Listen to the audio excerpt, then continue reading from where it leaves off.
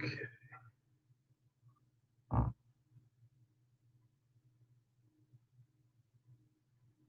Let's see.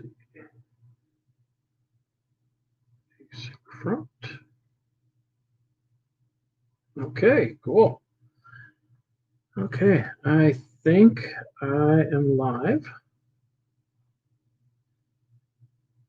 So this is my second 4-hour batch of time. Let's see if I can rotate this. Upside down and down, right side up.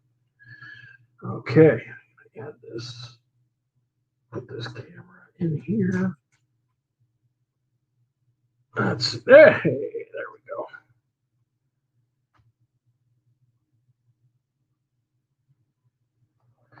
Okay. This is the second 4-hour batch of my 24-hour live stream for Extra Life. Let's see, I can go ahead and turn on some banners. Let's do that. Delete that. And look at this. We hit some Extra Life funding milestones. We hit the 425 mark, which is why I have 3 things in my beard. We hit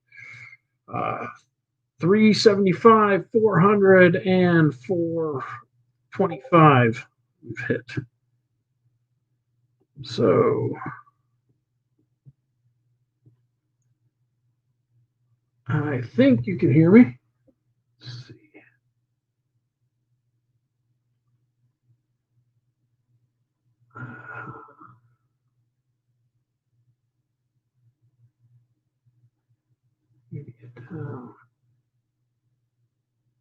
Okay. Okay, so starting off this live stream, I am going to be joining Chris over at the Charity Board Gamer. And he will be playing Hues and Cues. Let me see here. I want to just make sure I am online. Let's see. Just trying to load a few things up. Line. Yes, I am. Okay. Go ahead and pause that. We don't need to be watching myself streaming. Okay, and let's see. Discord. I've got to join their Zoom conference. So let's see. Yes, this will let me join Zoom.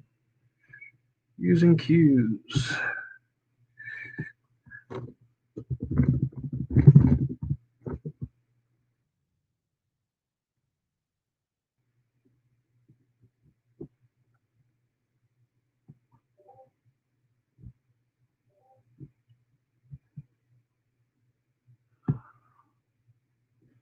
Join a meeting. Let's see.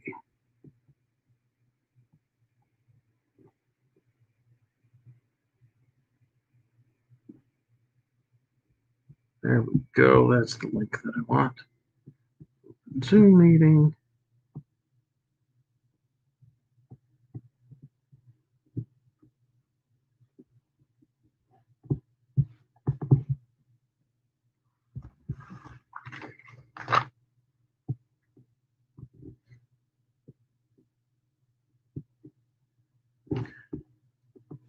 Okay. If you haven't checked out the auction yet, be sure to go ahead and do that. We've got 370 items up for auction from some awesome sponsors. Look at some of these sponsors. So we've got tons and tons of games from all of these people, plus from a whole bunch of local community gamers as well. Tons of stuff available, and people are starting to bid on stuff, so that's exciting. We're raising money. You can also go ahead and donate directly at extralife.org/participant/GJJ games. And every $25 that I earn gets me some more decorations in my beard. So we'll see what I end up looking like at the end of the day. So let's see. I am still waiting to join. Let's see if I can share screen, share a specific application, share that.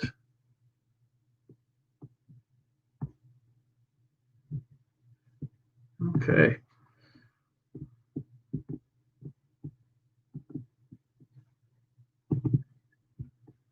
Let's see. Want this, I think.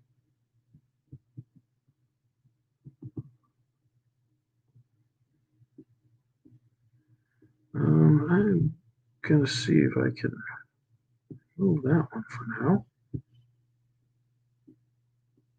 To stream.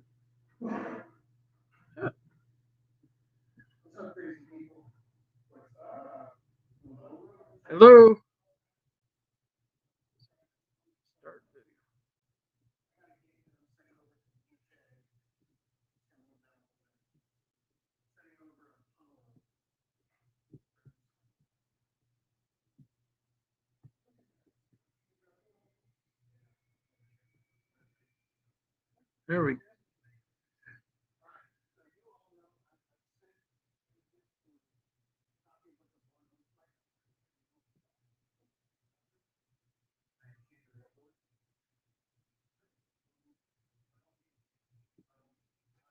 There we go. That'll work.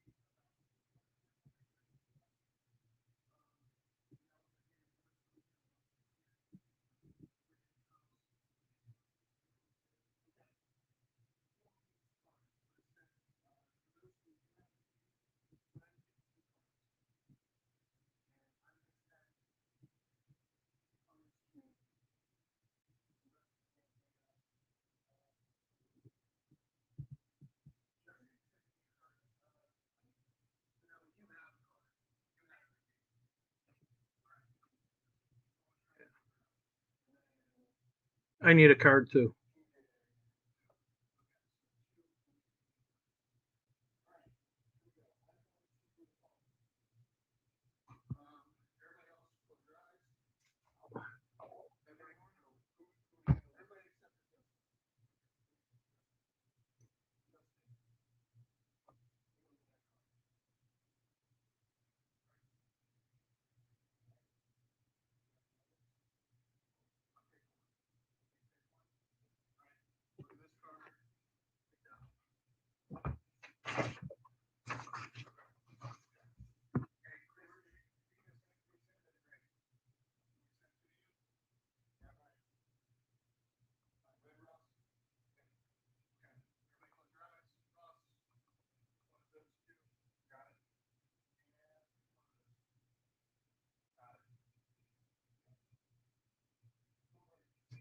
Yep.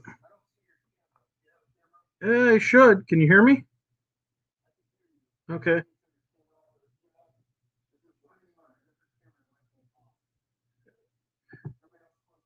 I wonder if it's because I've got it on StreamYard too. I might have to switch cameras with that. But yeah.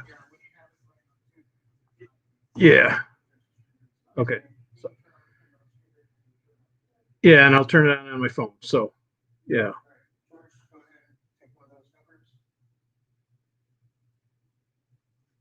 Okay.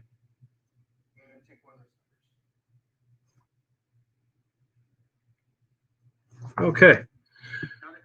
Yep. Let me go ahead and get my camera situated. So just give me a minute.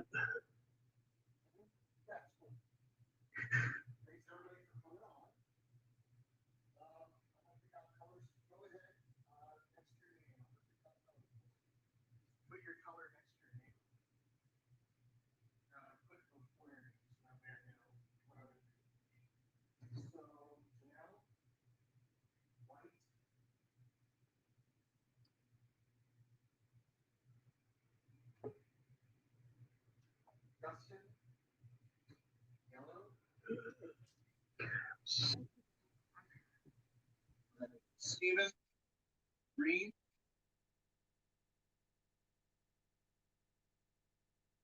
Ross, yellow. But I already gave you a chance. Oh, you can have yellow. Ross, you are going to be nominated.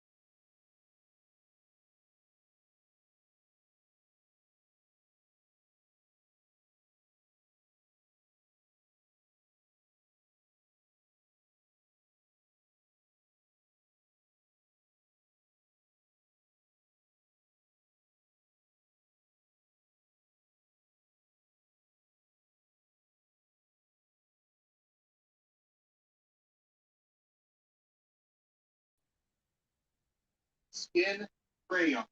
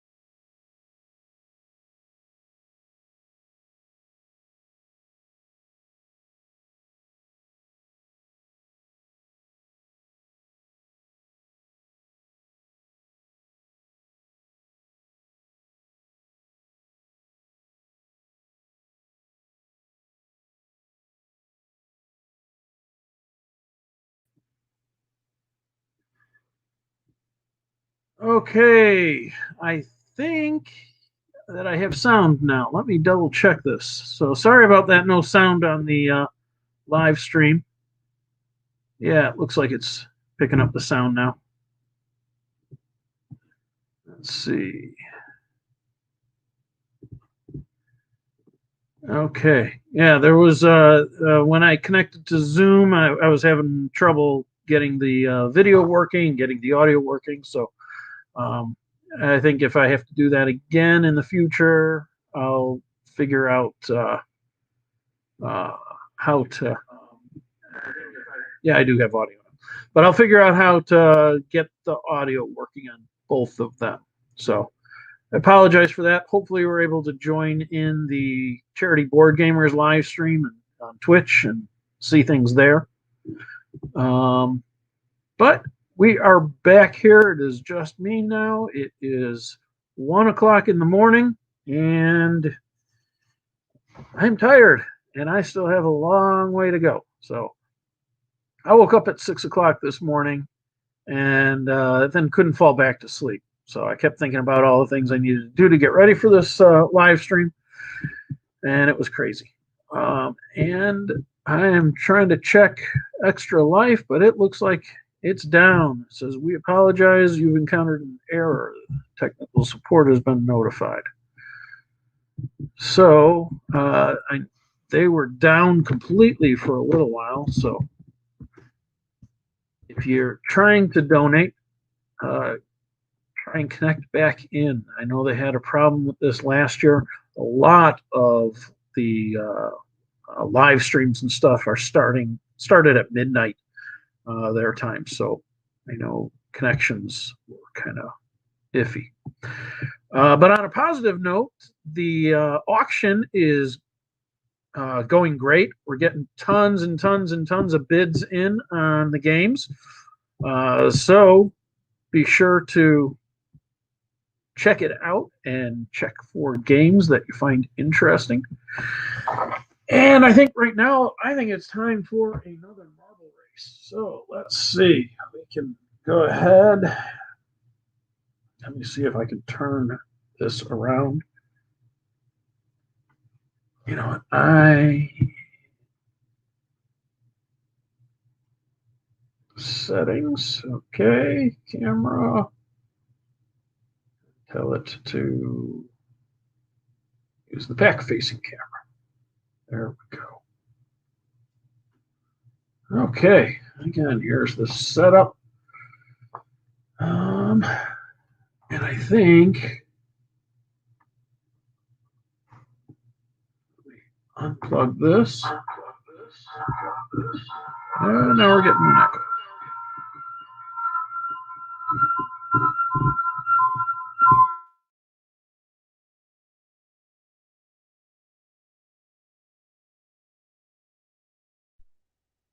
Okay.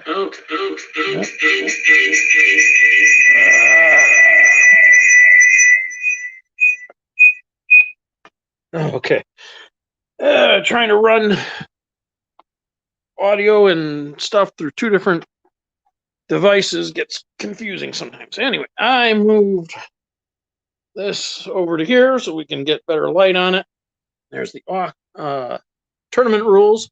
So we're going to go ahead and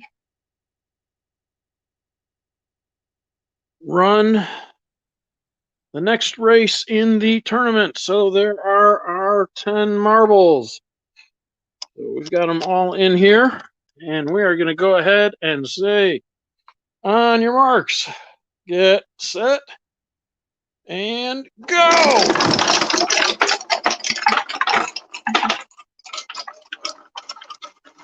There we go down.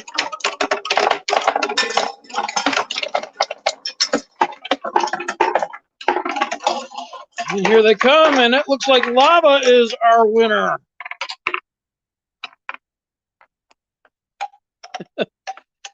And here comes Thin Mint.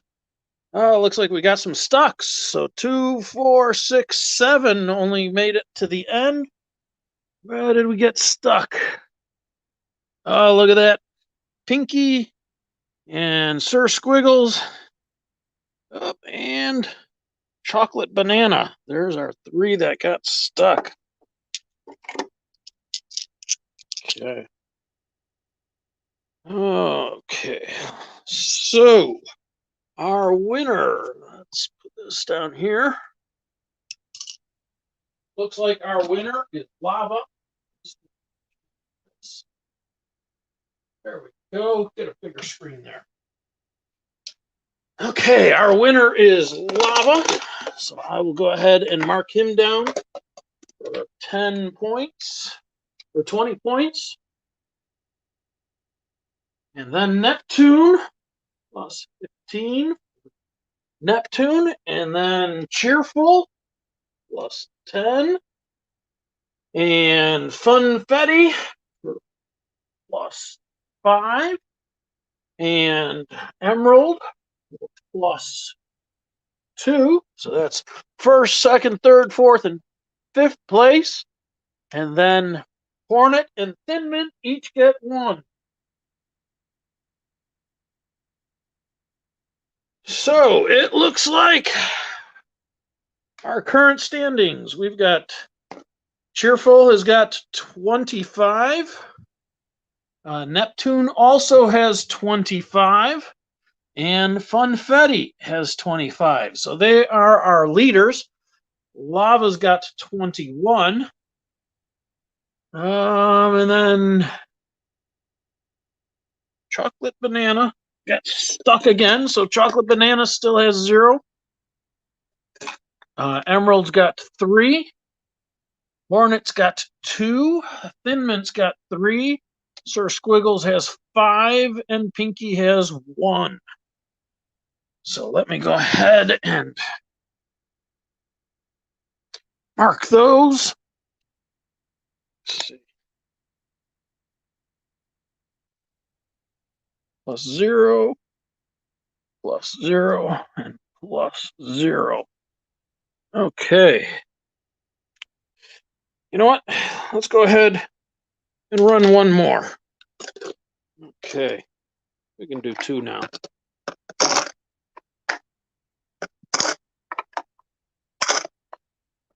Okay. Cover this up so they don't pop out. Okay.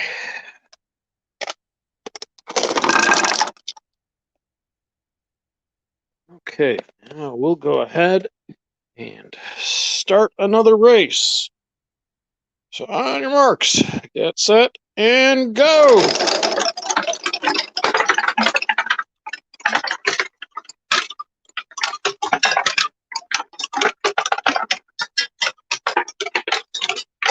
Oh, close race, buddy. They're all coming down.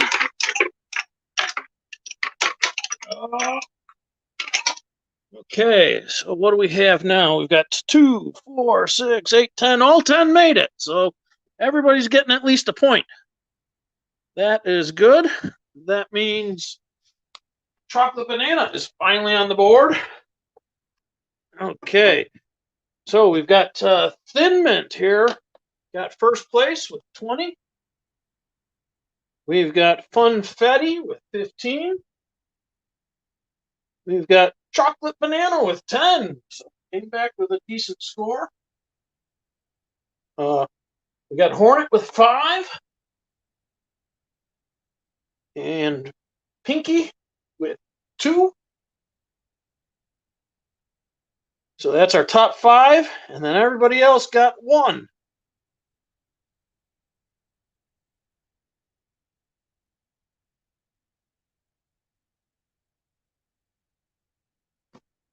Okay, and let's see, what does that bring the standings to? Okay, so we've got Cheerful's got 26. Funfetti looks like they're doing great. They've got 40. Let's see, anybody else even close? Nope, looks like Funfetti is in the lead by a lot with a first and a second and a fourth place. So pretty good for Funfetti there. Okay, so with that, I have on my schedule play Rolling Seas at 1:30. So I'll go ahead and get that set up. Let's see. Rolling Seas is a game of my own design. So let's see. I'm going to do it this way. Do the camera this way and start getting things set up. So there's the box.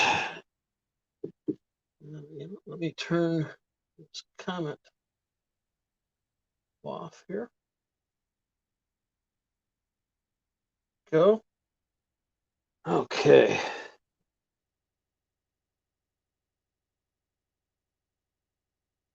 Still do it like that. Okay. This is available on the Game Crafter. However, I am making some updates to it. So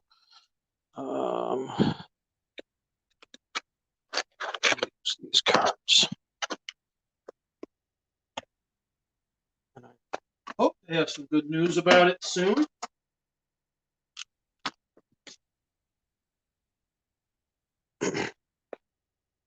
Let's see.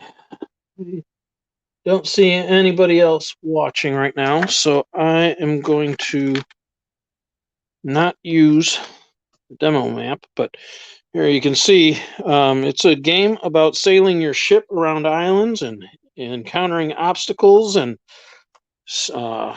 adding to your story and managing your resources. So you'll end up with your game with a map kind of like this, showing your path around the islands and what you explored as you hit sea monsters and rocks and storms and all sorts of stuff. And then as you tell your story, you'll score points and try and stop at ports to tell your story to earn reputation. And at the end of the game, whoever has the most reputation is the winner. So solo game plays very similar to a multiplayer game. It's similar to cartographers. I got a lot of ideas for this from cartographers. The map that you generate and stuff like that. So some of the things that I really loved about cartographers, I wanted to implement in this game, but I also wanted to make it its own game. So it does its own stuff. So I will go ahead and show you how to play. And then if you're able to join me later today, I'm going to be playing this again. Let's see. I'll find a place to put instruction booklet to kind of advertise it.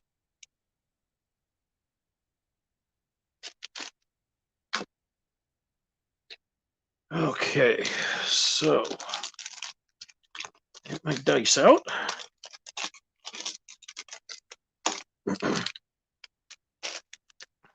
And get the cards out that I need. Okay. So I'm testing out some variations. So I have sleeved cards. I do have some nicely printed cards. I'll show you what they kind of look like. So nice backs. Let's see. Let me pull them up to the camera here. See it better. So nice backs and fronts on the cards. But I made a couple of changes, so those cards don't apply to the updated rules.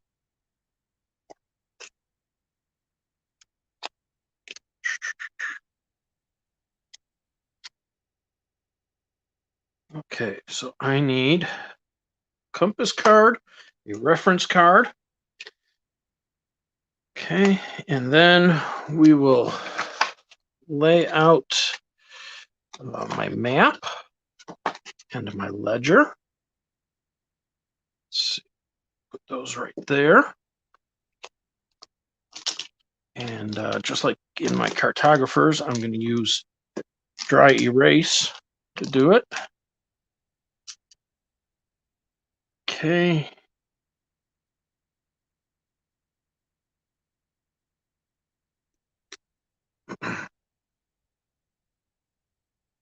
Let's get this a little bit closer this way.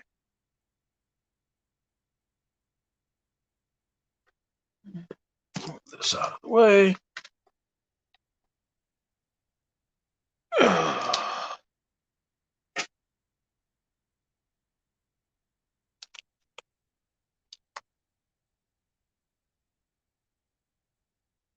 Okay.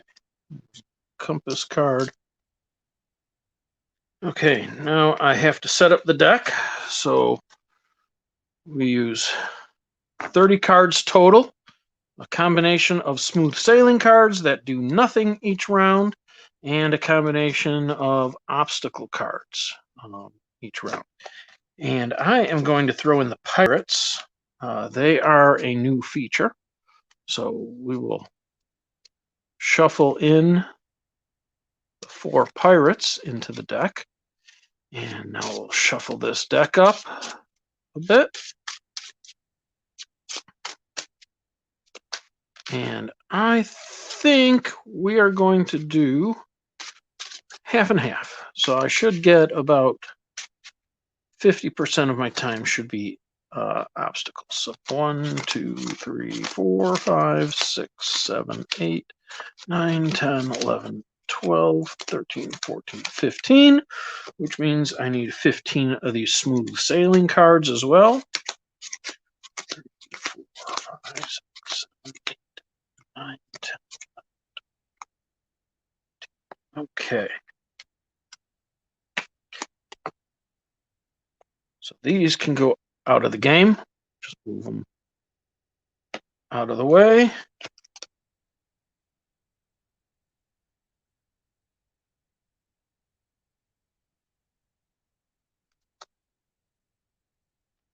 Okay, and then we shuffle this deck.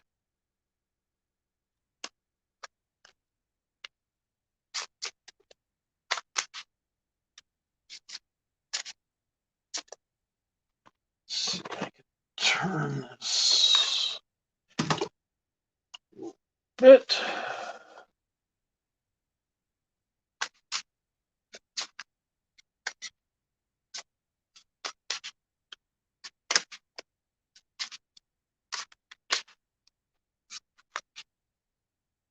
Okay, this is our adventure deck. We'll flip over 1 card each turn and see if we have any adventures. But we always start our map with 2 adventures. So shuffle these. They should already be shuffled. And we will flip the card over. It is the Shipwreck Cove. It's rocks. So in a multiplayer game, you would pass this, you would pass your map to the left, and the person to your left would draw this obstacle on your map. They would have to draw it in either column P or row 4. They would draw rocks in those positions, and rocks you can't sail through. You have to go around them. In a solo game, you try and draw them as close to, so that at least one of the rocks covers up the intersection of P and 4. So we got P and 4 is right there. So a rock has to go there. Just fill it in red. And then diagonal. So I could put the other one here, or here, or here, or here. It would be my choice. I'm going to put it up here. Okay. So, and just so you can see the map. So there's column P and row 4, and that obstacle had to cover up P4. If I couldn't put it on P4, then there's a little anchor icon down there. I would have to put it as close to P4 as I could in row 4 first. If I couldn't do that, then I'd have to put it as close as I could to P4 in column P. And if you can't do either of those, then you can put it anywhere on the map that you like. So that is our first obstacle. We'll put that up there. And then the second one is actually pirates. And these are new. Pirates go in one of the quadrants of the map, and they go along shore somewhere. They can go next to a port if you want. So the ports on the map are the little hexagon spots. Those are the ports that you're going to be trying to go to. So we will put our pirates up in the northeast quadrant. So I don't know if you can see that. Get it to focus. So up in the northeast quadrant of the map. So that would be somewhere in this area. And it has to be along shore. Pirates, if they here. So pirates, if they're not defeated at the end of the game, you'll lose 5 points. And in order to defeat them, you have to stop in the same space as the pirate, and you spend 3 provisions. So they're pretty expensive to defeat. They stop your movement. They cost a lot of provisions, but you do earn 3 gold and 2 story when you encounter them. So at the end of the game, 5 points isn't a whole lot, but it could be, the difference between winning and losing. It is 5 points, but usually games are, a decent scoring game is around 130 points, give or take a bit, depending on how it plays out. So 5 points isn't huge, but it is a big, it is some points, and the risk to reward, that you have to spend, spending provisions and ending your turn in their spot, to get 3 gold and 2 story. So it seems to be pretty balanced. Anyway, let's go ahead and put the pirates, we'll put them right here. Not there. I'll put them up here. Give myself a little bit of time. Okay.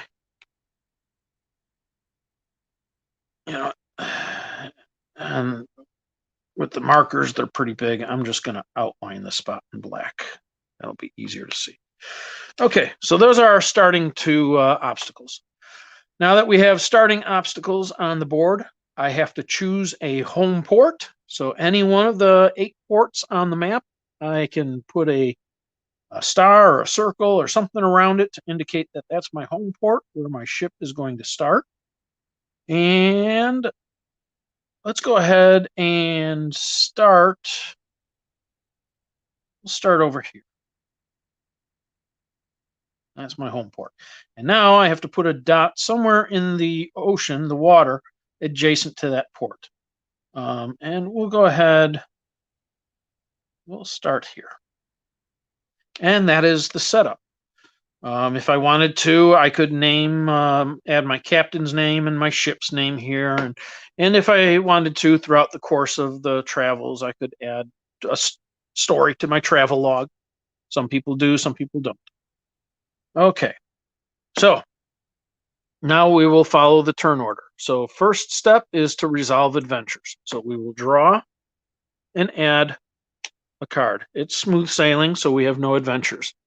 Now we roll all 4 dice. So these dice, we roll them, and then we add them to our compass here.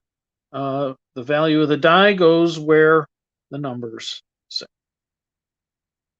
Okay, and then we take our explore die and put it up here. So now you have 3 choices on your turn. So you'll choose one option. You can either sail, explore, or visit port. I'm not adjacent to a land, so I can't explore. I am adjacent to a port, but I don't have any story or anything to tell, so I don't really want to stop at the port, but I am going to choose to sail. So when you sail, you can choose one of the three directions that, as the direction that the wind is blowing for you. So in my case, east, west, or northwest. And then you sail in wherever you want, whichever direction you want. But if you sail with the wind, it costs 1 movement point. If you sail, the more you sail against the wind, the more movement points it's going to cost. If you sail directly against the wind, it costs 5 movement points. So your ship to start has 3 movement points. You can gain extra movement points by spending a resource, provisions. Every provision you spend gets you 1 extra movement point. So as you earn provisions, you'll fill in the circles, and as you spend them, you'll cross them off on this on your ledger. So I have to decide where I am going to sail to. I think I want to sail, maybe we'll sail up towards this island. So there's not really any obstacles to add to my story yet. So I'm going to sail up towards this island, and we're just going to go northwest. We're going to take the northwest wind and just go 1, 2 spots, 2 spaces, and we'll stop there. And I have 3 movement points, and it only costs 1 movement point for every space northwest that I sailed. So I only used 2 of my 3. I could have sailed farther by spending provisions and stuff, but that's as far as I want to go, I think. Yeah. And that's the end of turn 1. So I'll just, I'll put down that I sailed northwest in turn 1. So now we're on to turn 2 and another smooth sailing. So we will roll the dice again. Okay. So we've got a 1 and a 2 up there and a 7 down here. So I could sail north or south, or I could explore, which I think I am going to do. So when you explore, if you're adjacent to land, you can mark an X in a spot that you're adjacent to. And then you take the reward that's shown on here, in which case in 6, it is 3 story points. So I am going to earn story points.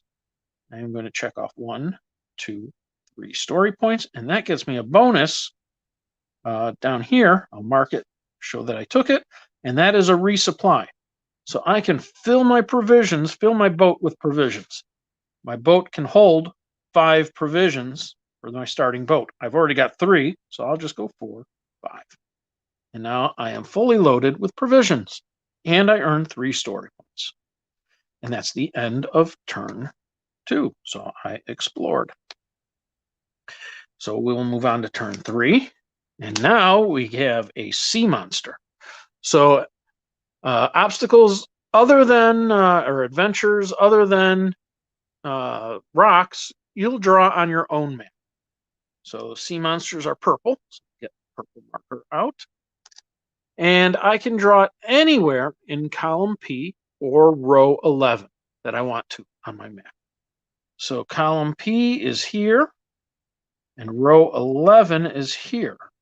So I want to get this over near where I am sailing and exploring and stuff. So we're going to go ahead and we're going to put a box here. And just one of those boxes has to be in column P or row 11. I'm going to put that in row 11. And then it has to follow the shape. And again, you can rotate it or flip it, but I think I am going to keep it exactly the same way that it is laid out on here.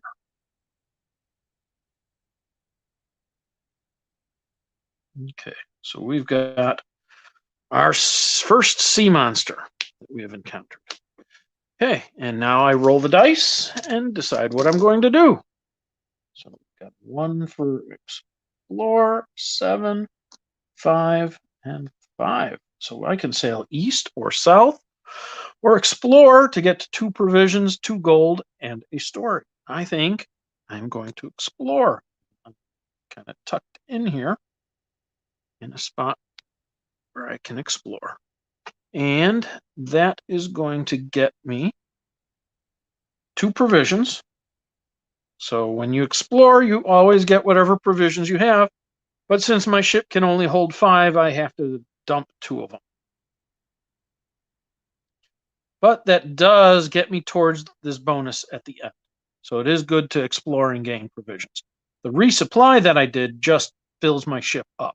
It's not finding new provisions. It's just filling up. So I also get 2 gold.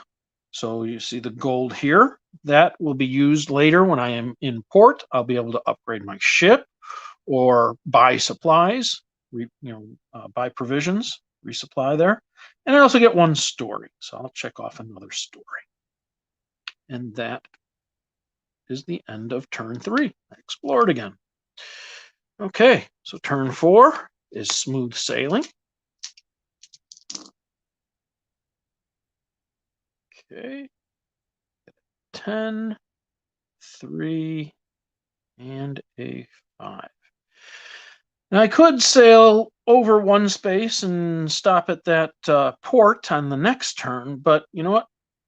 I want to sail around a little bit. I think I'm going to try and get over to the, you know what? I can make it over by this pirate. I've got some provisions and stuff, so I'm going to use the east wind and sail 1, 2, 3, 4, 5, 6. And that's going to end me there.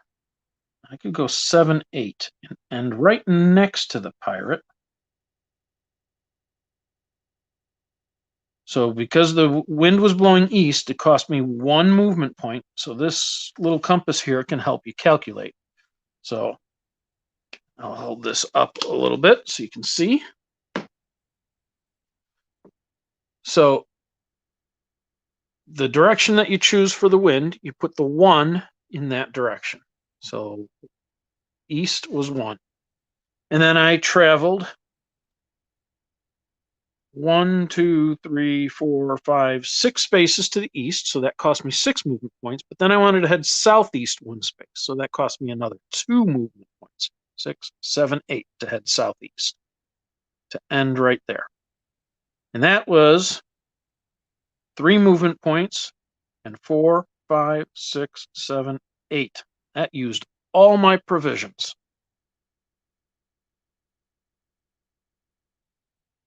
So that is the end of turn 4.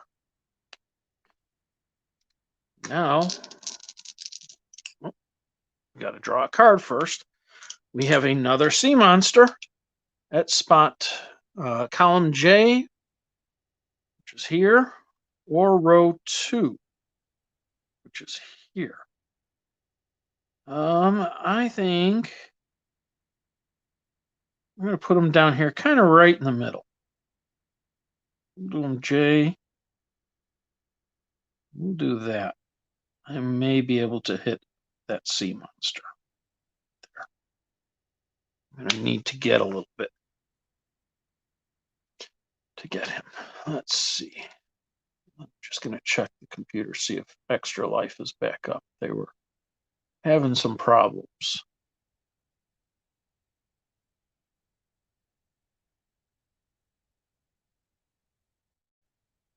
Yeah, it looks like they're still down. Okay, well, so let's see. Now we roll the dice for turn 5. 11, 7, a 5, and a 6. I was hoping to explore and get some supplies, some provisions, so that I could either encounter that sea monster or the pirate. But it doesn't look like that is going to happen, but I can get 3 story points for exploring. So I'm going to go ahead and do that. And explore, and that gets me 3 story points. So I'm going to go 1, 2, 3. Okay. And that is it for turn 5. Turn 6 is smooth sailing. Now roll the dice.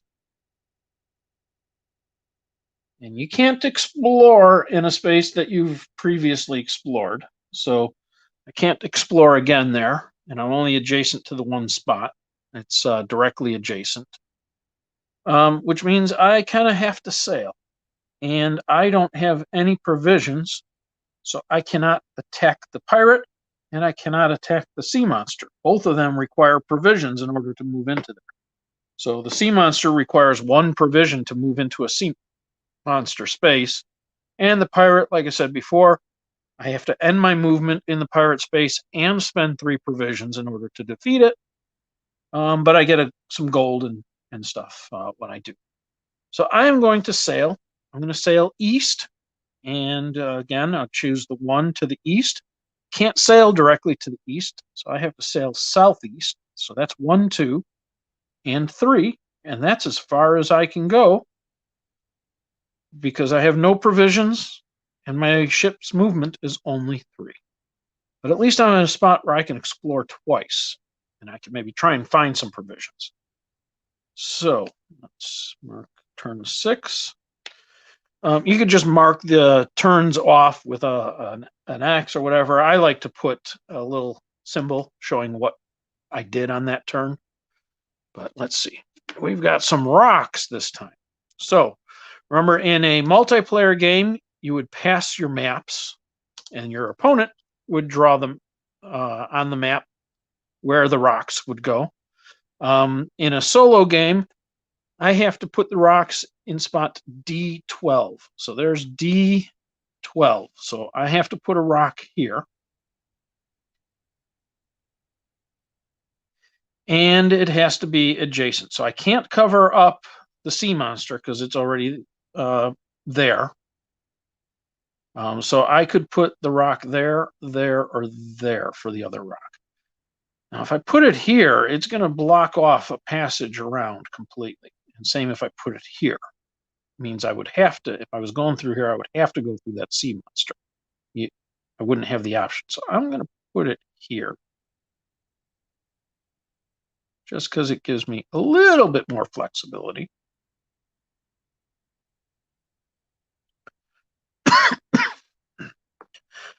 Okay, and now we roll the dice. This is turn 7. There are 25 turns in a game, so it goes pretty quickly once you're familiar with the game. Okay, man, we're rolling lots of doubles. So west or southeast, or I could explore. Explore would give me 3 provisions, a gold, and a story. That's good. I want that. So I'm going to explore. And I would get 3 provisions, 1 gold, and 1 story, which gives me a bonus gold, which gives me this bonus here that I can take at some other point in the game when I need it. That is a free move, 1 space in any direction. Doesn't cost them any movement points, and you can do it either at the beginning of sailing or at the end of sailing. Okay, so I explored for turn 7, and we will move on to turn 8.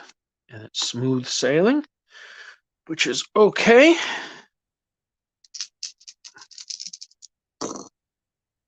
Okay, we have north, west, or south winds, and a 2 for explore.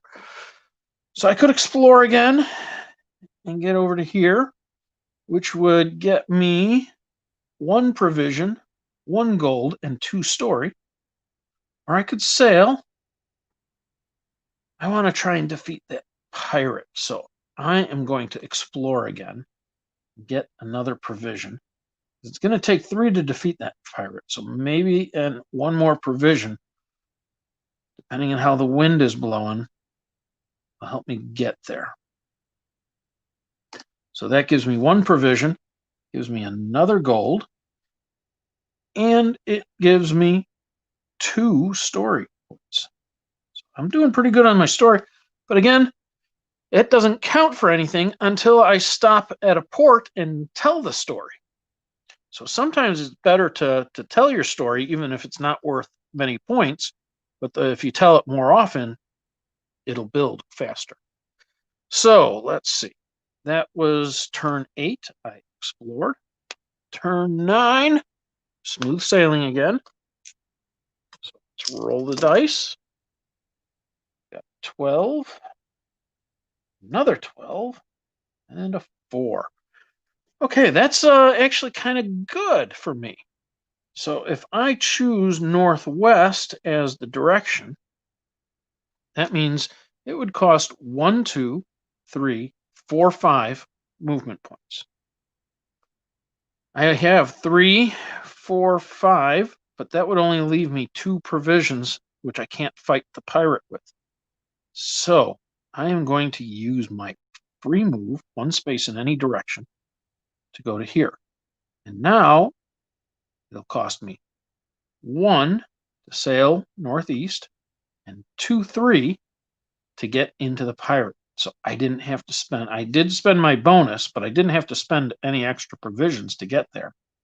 And I will defeat the pirate by spending 1, 2, 3 provisions.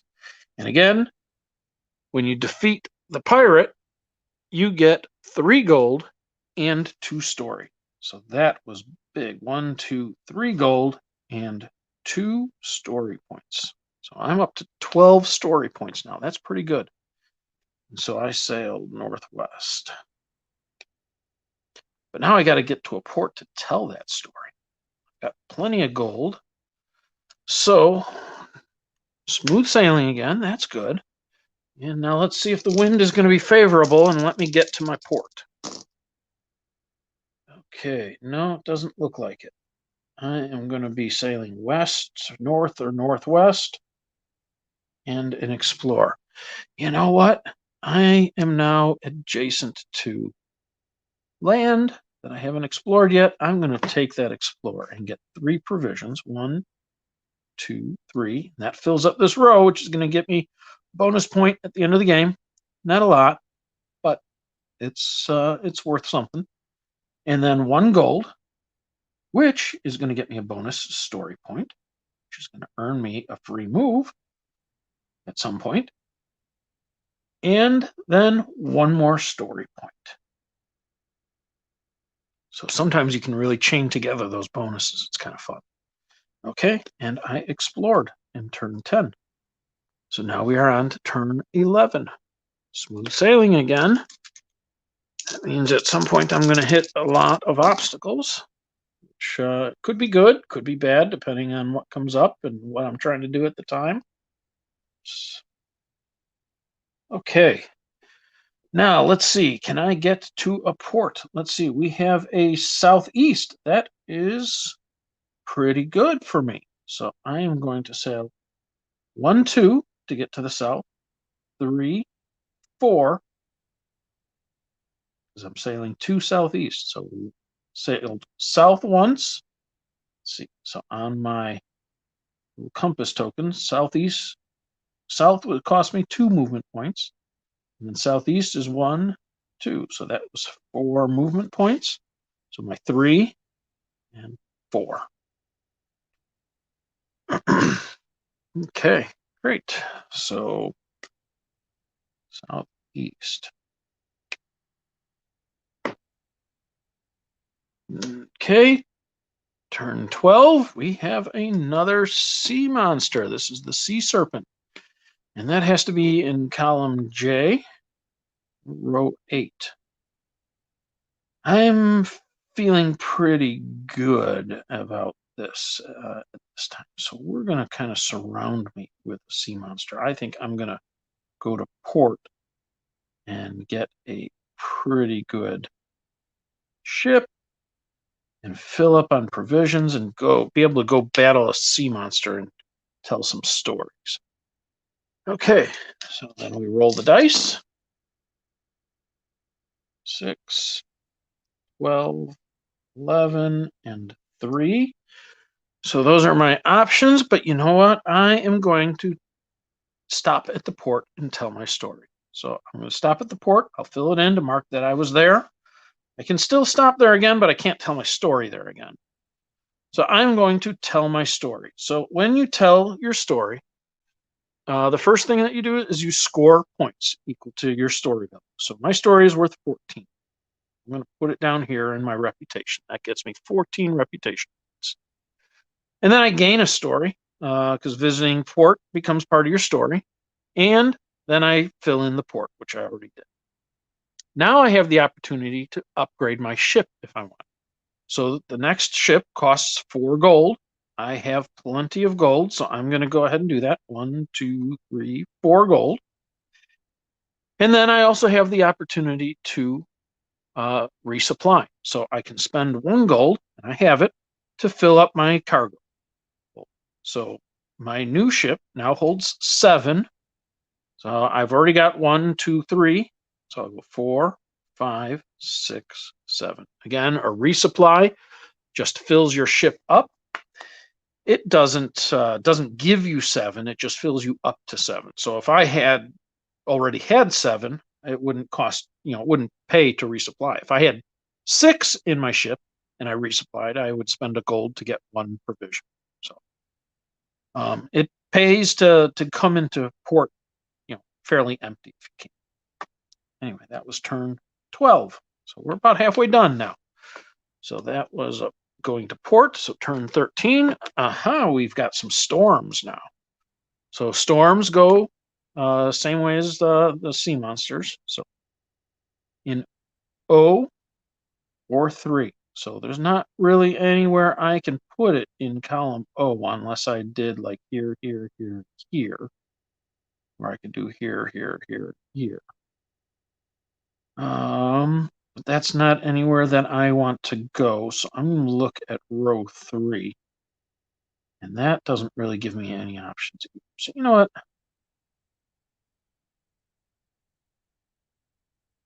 We are going to go ahead and we'll put it, now we'll just put it over here. So there's row 3. I could not do it here, here, and here because I've already sailed through there. And so I can't put it in a spot that I've sailed because I know it's there. And it wasn't a storm. I've already been there. So I can retrace my steps, my path, but there shouldn't be anything new there. Okay, let's erase these dots that I put.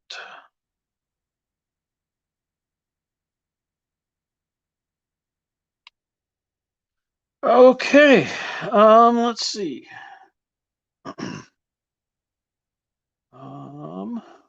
Time is this live stream going? This is going till 3:30 in the morning.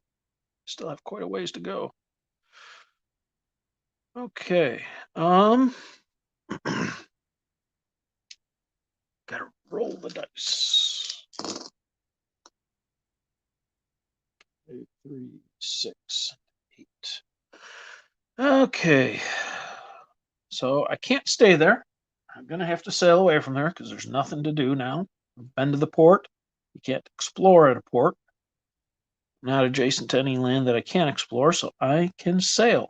And I wanted to fight a sea monster. So I'm going to choose south. And I am going to sail 1, 2, 3, 4, 5 to end up here. However, when I do that, I have to spend a provision to get there, a provision to get there, and a provision to... So anytime you enter a sea monster space, you have to spend a provision. So it's going to cost me 2 provisions right away. So 1, 2. And then movement points, it's 1, 2, 3, 4, 5. 5 movement points. My new ship has 4 movement points. So I just have to spend 1 more provision. And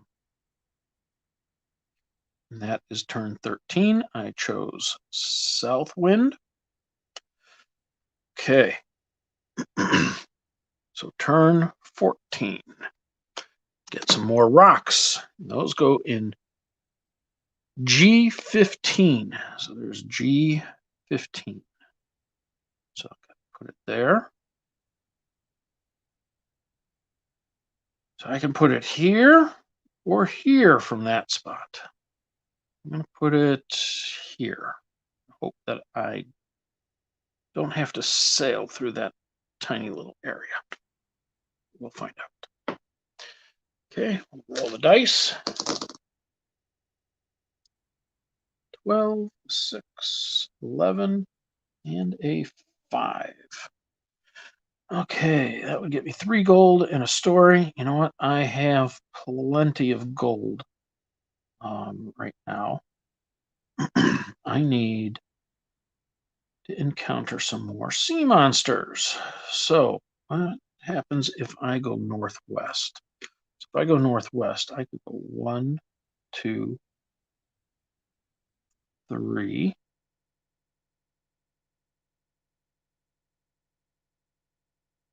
5. I have up to 4, 5, 6, 7, 8. 1, 2, 3. 1, 2, 3, 4, 5.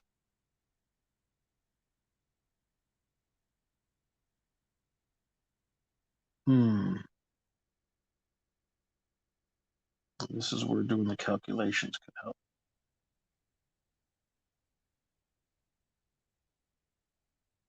1.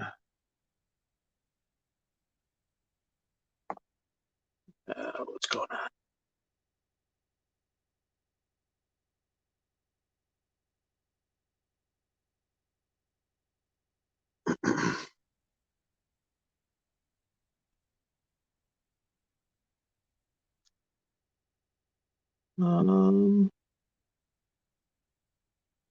Yeah, I'm not sure if I'm still live or not.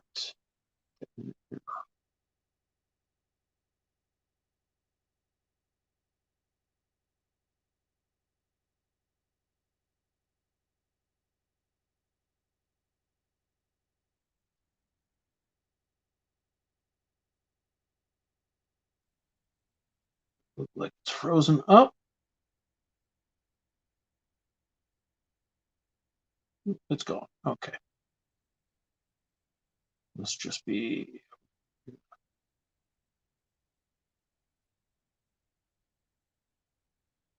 There we go. Okay, sorry about that. Looks like my computer lost its connection. So enter broadcast studio.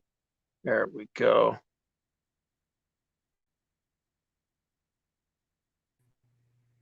Okay, that's better.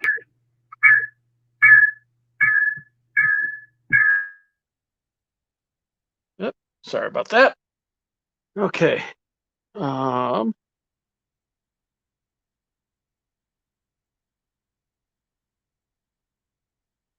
see. Extra life responding yet?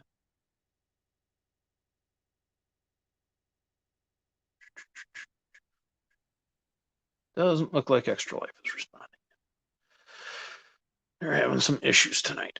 Anyway, okay. Let's see. Where was I? I was trying to figure out how to hit some monsters. I don't know that I'm going to be able to, so maybe I will just explore. Or maybe I should try and get to a port and tell my story again. Let's see. What if I chose west? I could go 1, 2, 3, 4, 5, 6, 7, 8, 9 to get to there. I could use my free movement. Let's do that. So we're going to move 1, 2, 3 to the west, 4, 5, 6, 7 to get there. So that's 4, 5, 6, 7. And then use this free movement that I earned here to get to go boom and end right there. So didn't get to add to my story, but I need to tell that story or those points don't mean anything. Okay. Okay, so turn 15, we have a Leviathan. Okay, and that's going to come out in column B, row 14. Ooh, look at that. I could, be ready to fight the Leviathan. Yeah, let's do that. Let's put it here and here. Maybe I can fight the Leviathan after I resupply and get another new ship.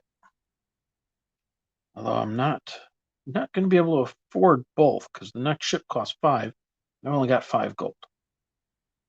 But let's see what happens. Maybe I'll explore before I go to that port. I have that option. Yeah, that'll get me 1 gold I need. Okay. Yeah, I think I will explore this little peninsula sticking out here. And that will get me 1 supply or provision, 1 gold, and 2 story points, which almost gets me another gold, but we're good. Okay, so I explored, and now I'm ready to go to port in turn 16.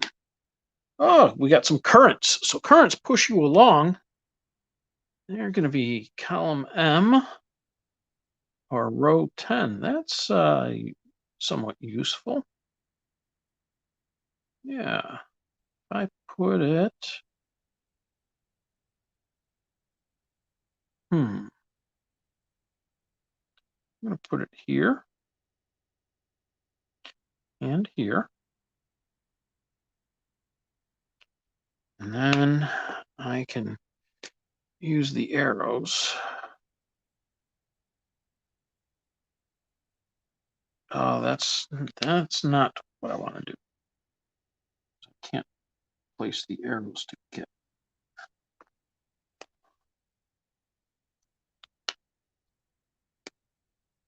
I could put it here, here, and have the current that way and that way. So current will push me right into that sea monster. So I just got to make sure that if I go that way, I can survive it. Okay, so roll the dice. 2, 11, 10. Okay, the dice don't really matter this turn for me because I'm going to go to port. So port. Tell my story to get 17, which is going to get me a story, which is going to get me a gold. Okay, and I block that off. Now I can buy a ship, so it's going to cost me 5 gold to get the new ship. So 1, 2, 3, 4, 5. And I'm going to spend 1 gold to resupply. My new ship can hold 10. So I've already got 1, 2, 3, 4, 5, 6, 7, 8, 9, 10, which earned me another story point. Okay, excellent. So now turn 17. Smooth sailing. Okay, that's good. Our map is starting to get filled up. Okay, 3, 12, 5, and 1. Okay, so, east wind. That's good. That's kind of what I was looking for, so I could fight the Leviathan. And if I wanted to, I could be tracking that in my travel log. So I'm going to sail east. And that's going to cost me 2 provisions right off the bat for going into the Leviathan. It's actually, what if I tried to hit all of them? Head down. I'm going to spend 3 provisions. I'm going to go there, up, and over. And that's going to cost me 1, 2, 3, 4, 5, 6 just to get to there. But I have 5 and I was filled. So another 7. I have 12. So that was 6, 7, 8, 9, 10, 11. Yeah. 6.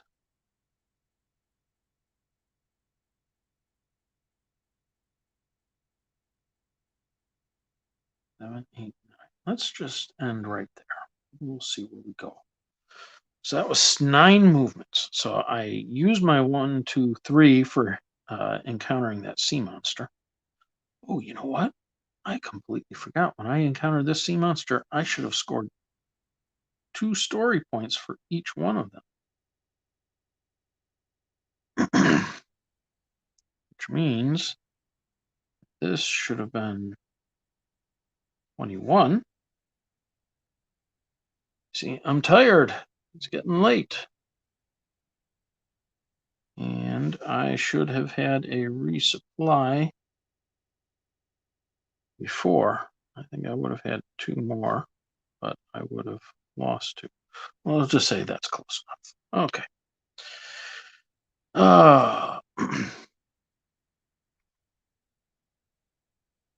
Oh, because I would have gotten this. Yeah. And now I'm getting 6 more story points. 1, 2, 3, 4, 5, 6, which gets me another gold.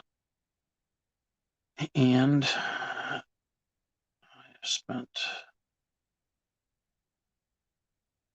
5, 6, 7, 8.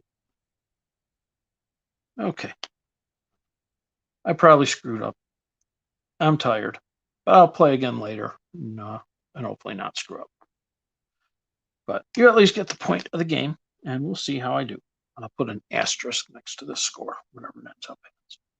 Okay, that was turn 17. Now turn 18. More currents. G or 7.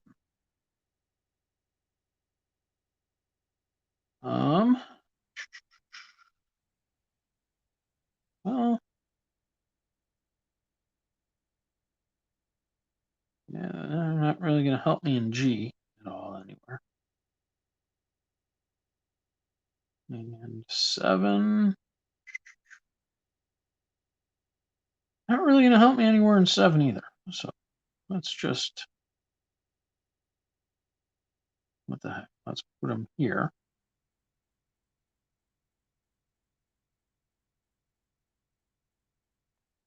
No, that would push me into land.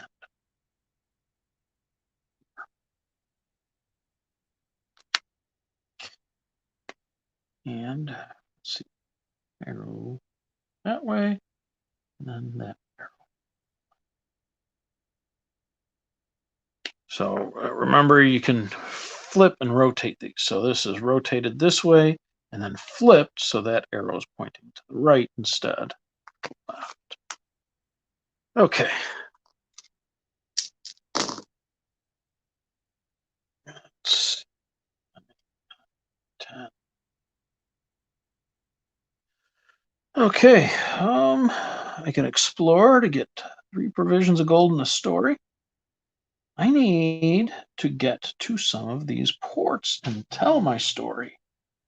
Getting closer to the end of the game. I have 5, 6, 7, 8 movement points. So where can I get to with 8 movement points? Do have a free movement that I use.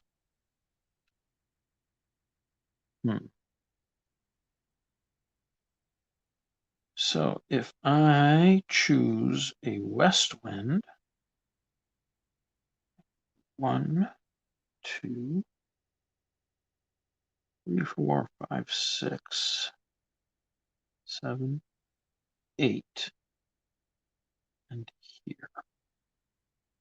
It's going to use all my provisions. Yeah, we'll do that. 1, 2, 3, 5, 6, 8. And right there. Okay. That was west. Okay. Probably shouldn't have spent the provisions to go all the way over there. I could have done something, but I don't know. I was thinking maybe I would like to explore there. Okay, R5. We've got the sirens at R. We'll just put it right at R5. I don't think I'm going up that way. I'll just be out of the way. We're getting to the point in the game where I don't want the obstacles in my way anymore. Okay, let's roll.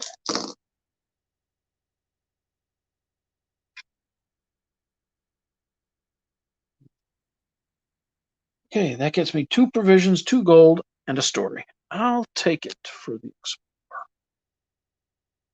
So 2 provisions, 2 gold, which fills me up here, and a story. Gets me another bonus move and another story point. Okay, and that is it for 19. Smooth sailing, that's good. I don't want to be adding stuff to my map at this point in the game. 2 north or southwest. Wind is not being my friend right now. Well, let's see what I can do. If I choose southwest, that means it costs 2 to move west. I'll go 1, 2, 3, 4. It'll move me right into the current that will blow me right up into here. So I can get all the way to here for 4 movement points and 1 provision. So let's go ahead and do that. 1 provision and 4 movement points, which means I still have a movement point and a provision. And that's not going to get me anywhere useful. So I will go ahead and stop right there. So I added a storm to my map, but I didn't really talk about them yet. Storms, you don't have to spend any provisions, but you have to sail through it. You can't stop in a storm, and it'll earn you a story point for every storm space you want. Now here, I caught a current. Every 2 current, and the currents push you without costing any additional movement in the direction of the arrows.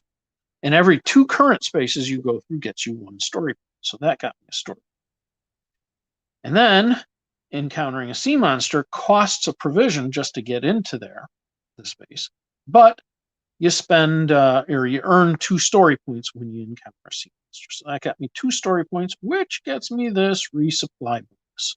So my current ship can hold 10. I've got 1, so 2, 3, 4, 5, 6, 7, 8, 9, 10. So resupplies are good when you get that big ship. That's going to give me a lot of supplies, a lot of provisions in order to maneuver around. And it gets me 2 bonus points at the end of the game because I got to the end of that spot on my ledger. Let's see. These are kind of bumped down. Okay. So I chose a southwest wind that time. Okay, let's move on to turn 21. Smooth sailing. That's good. I'm happy with smooth sailing right now. Okay, we've got a 9, an 11, 4, and a 2 for exploring.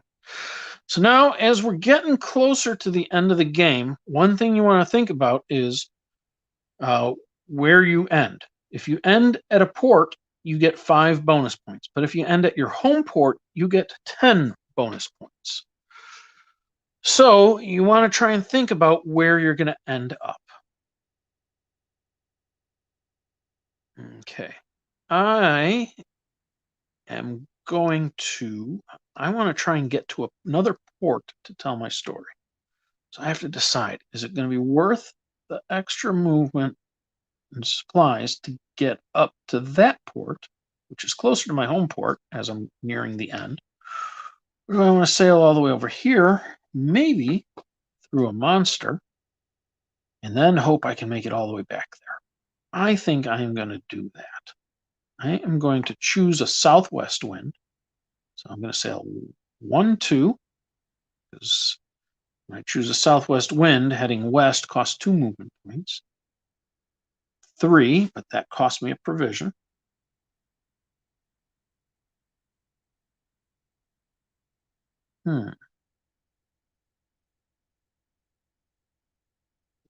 Six.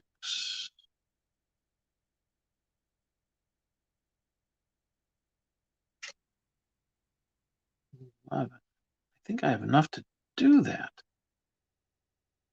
Move to there. That's going to cost me another provision. Here, here, and here. And right in front of that port. And that's going to cost me, I already marked off my 2 provisions. That's going to cost me 1, 2,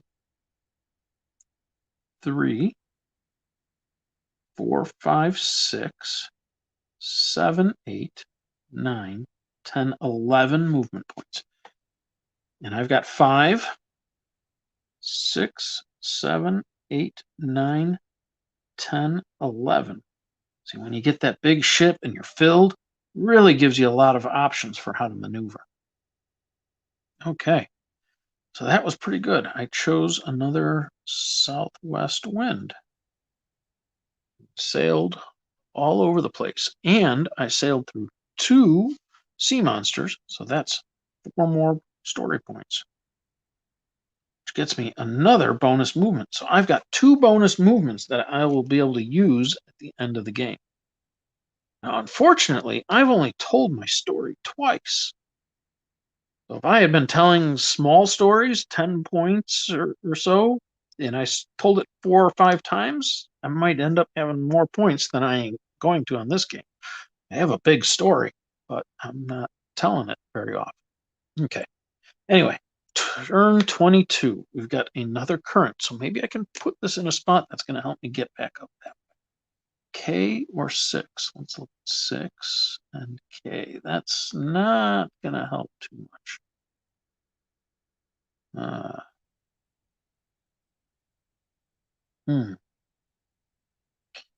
Yeah.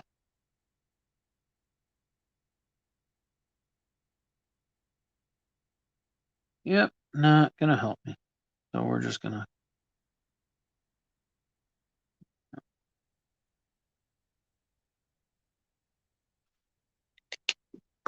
We will add another current pointing me back. I got an idea. I don't think it'll help me at all, but it's just got to be in 6. So let's put it in 6. And we'll put it down.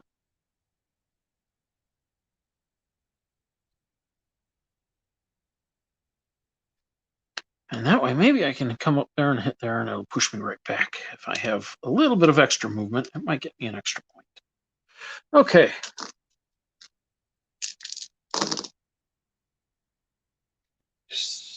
Six. Oh, that's not good. 6. Okay. I don't need a devil wind. I am going to port. I'm going to stop at that port. I'm going to tell my story for 38 points. And then my story becomes, or telling my story becomes part of my story. I don't have another ship to upgrade to, so that is fine, but I will spend the 1 gold to resupply. And that will give me 1, 2, 3, 4, 5, 6, 7, 8, 9, 10, which gets me 2 bonus story points now. 1, 2. Okay, I've got a big story going. And that was a stop at. Okay, now we're on turn 23. Remember, I want to try and time it so that I end turn 24 at a port, so I can tell my story in turn 25. Because then I can kind of double up. Everybody gets to tell their story 1 final turn at the very end of the game. But if I can tell my story in turn 25, I kind of you get to double that final story. Okay, so we've got a storm in A7.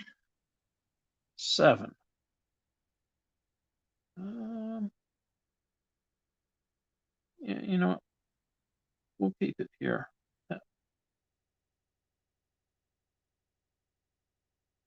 That might be in my way, but we'll see. We'll see how it turns out. Yeah. You know what? I'm going to change that just a little bit so it's not quite so in my way.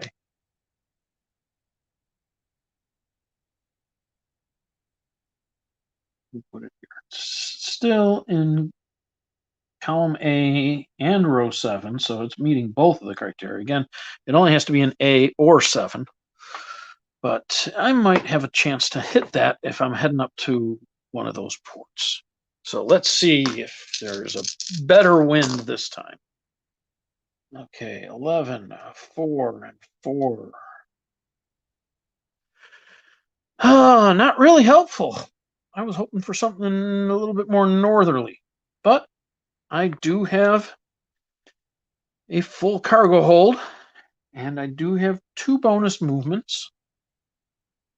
So let's see what I can do with that. If I choose an east wind and I sail northeast instead, that's going to cost me 2 for every spot that I moved.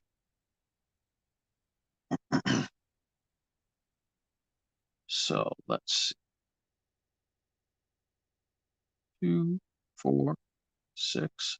Once you've sailed through an obstacle, it no longer exists. So I can sail right through that sea monster without any penalty, without having to pay the provisions. 2, 4, 6, 8, 10 will get me to there and push me to there. 12, and that'll push me right back here.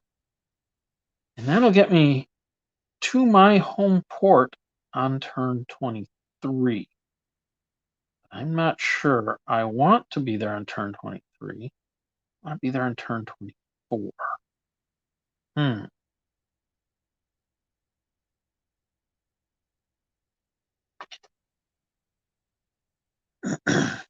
So dilemmas, things to think about.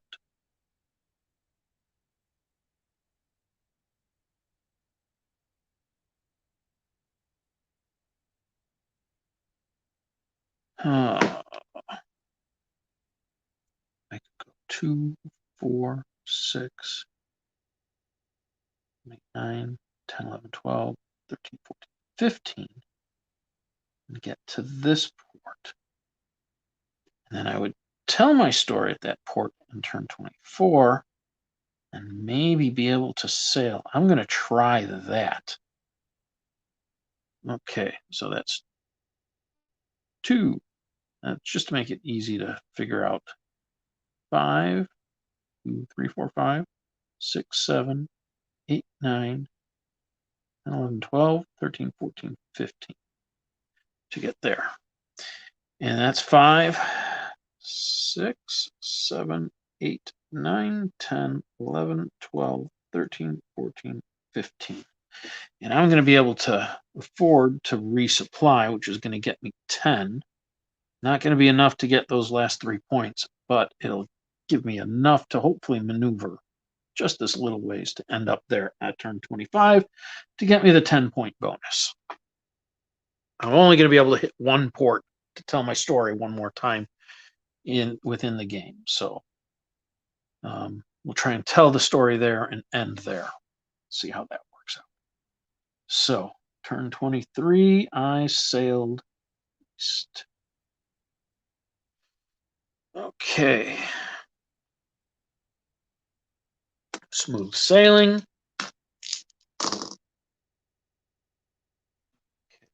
10, 2, 4. This doesn't really matter for me because I am going to port in turn 24. Port there. I will tell my 41-point story, and that gets me a story point. And I will spend a gold to fill up my my cargo bay. 3, 4, 5, 6, 7, 8, 9, 10. Okay, excellent. Okay. So, final turn of the game. L5. That. I may.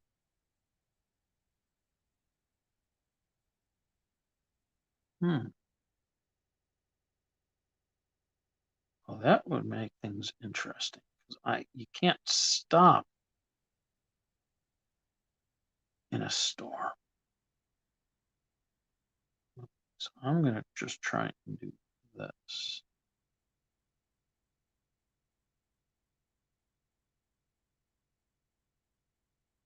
If I put it there, I would have to be able to get out of it, which would take me. Well, not necessarily if I can get back up to that spot.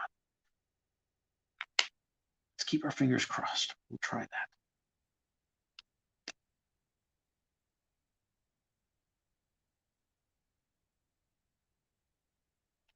We'll try that and see if I can rack up a few more points right at the end here. Okay. Okay, 7, 5. Okay, it's a favorable wind. Okay, we want an east wind. So that's going to cost me 1, 2, 3 to get to there. 1, 2, 3 to get to there, which is going to blow me to there. 4, 5 to get to there, which is going to blow me to here. Or push me here. And then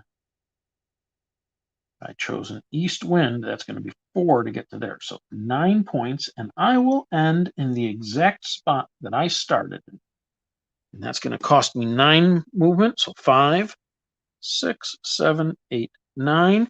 And it is going to earn me 1, 2, 3 more story points. 1, 2, 3 more story points.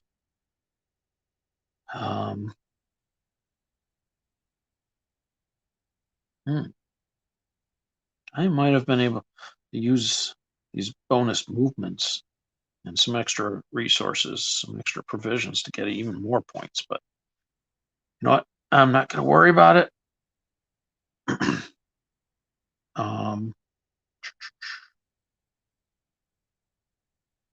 So that gave me 3 story points. And that ends the game for me. So now I look along and finish things up. I didn't tell my story 8 times, so I didn't get the 20-point bonus.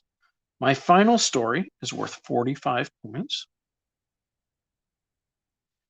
I don't have any pirates that I didn't defeat, so that is 0. I ended at my home port, so I got 10 points, plus any stars that I got. So 1, 2. Oh, I had 3 bonus movements. I probably could have done a lot. 1, 2, 3, 4, 5, 6, 7, 8, 9. And I got an extra gold there. Again, but that didn't matter. So 9 plus my 10, so 19 points. So that is 14, 35, plus 38 is 73, plus 41 is, I'm getting tired, so 114.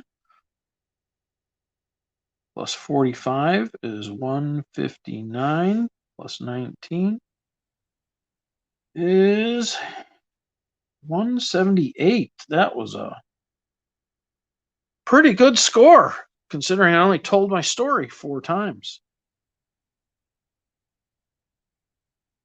Okay, well, I am happy with that. Okay, well, nobody watching. Let's see, it is 2:30.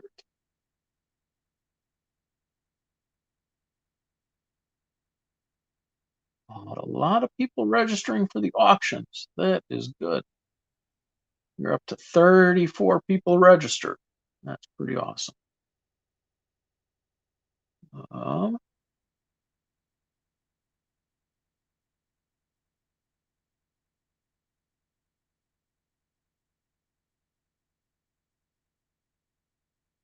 Cool. Got somebody offering to help promote the auction. Okay.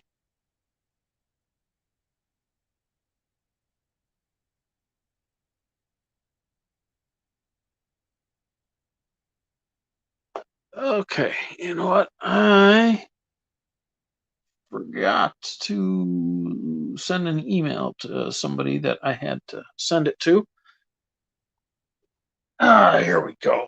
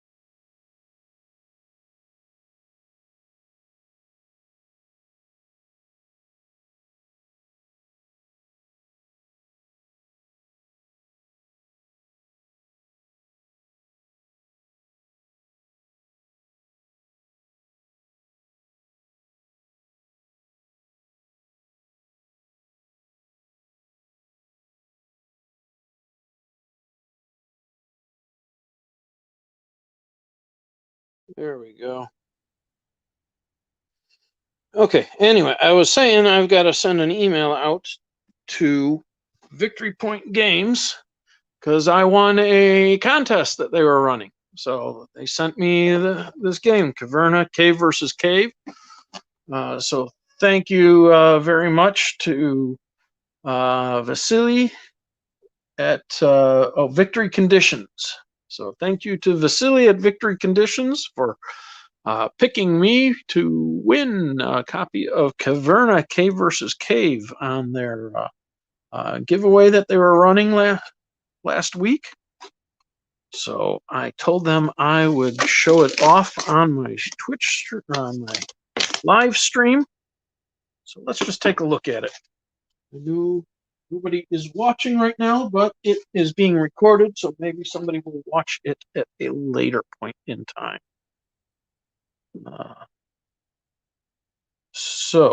Let's see, is Extra Life loading up yet?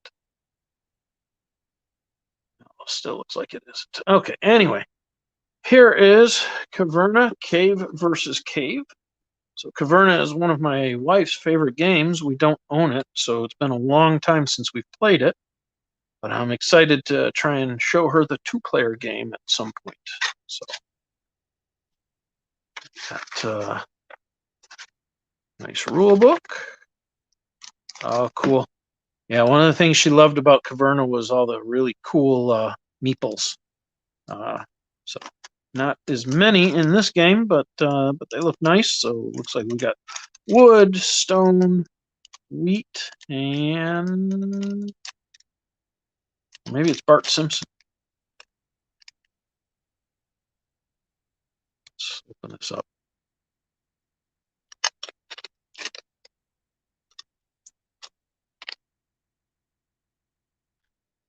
Yeah, that's that totally looks like Bart Simpson. Spiky hair. I think it's supposed to be wheat. Find out when I read the rule book, but I think I'm going to be calling it Bart. That's what that resource is. It's Bart. And if that was blue, we could say it was Marge, but yeah, it's green. And that's Groot.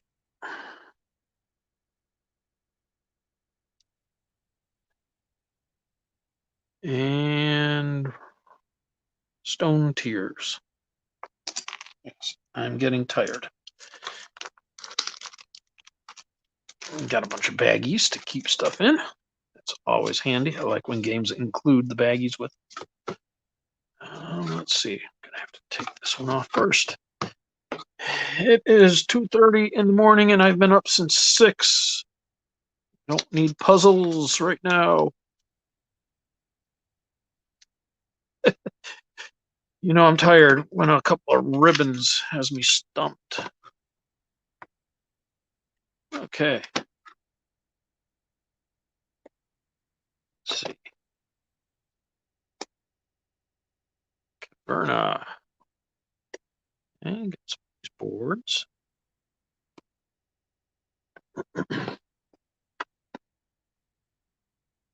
Yeah. Another nice board. Bunch of tokens. Tiles. For building your caves. Putting rooms in your caves. Yeah. Can put a treasury and prospecting site. Reading room. Dungeon. Wood storeroom. Equipment room. Secret chamber. The stateroom, the bakehouse, the gold vein, the junction room, the digging cave, the warehouse, the stall, sacrificial altar, the furniture wood shop, the weaving room, the storeroom.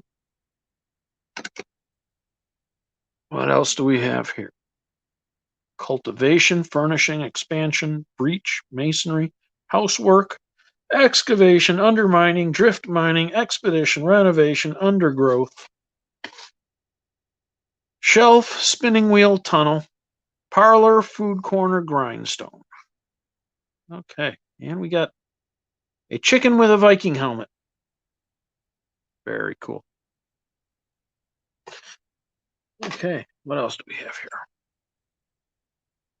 Got some sort of a track. Same on both sides? Yep. Okay. So, at some point, I will figure out how to play that.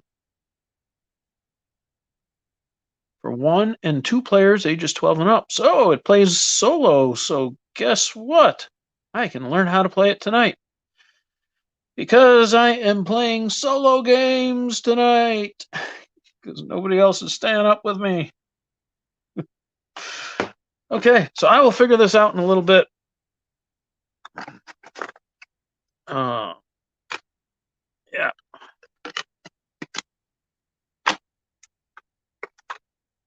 Cool. I am looking forward to learning it, though. And I will play it before the live stream is over. Maybe in the next little bit. Let's see, what did I have on the schedule? I had on the schedule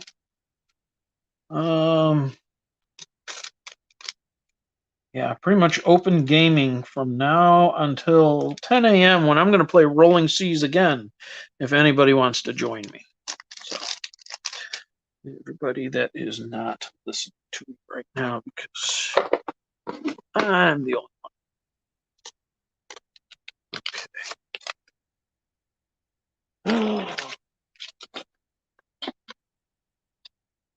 one. Okay, I've got another hour to go tonight. Let's put Rolling Seas away.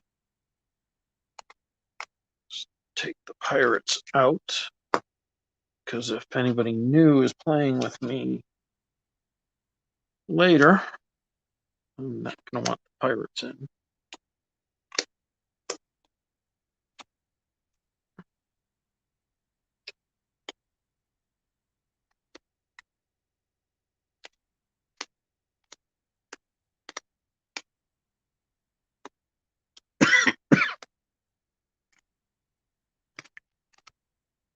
Okay.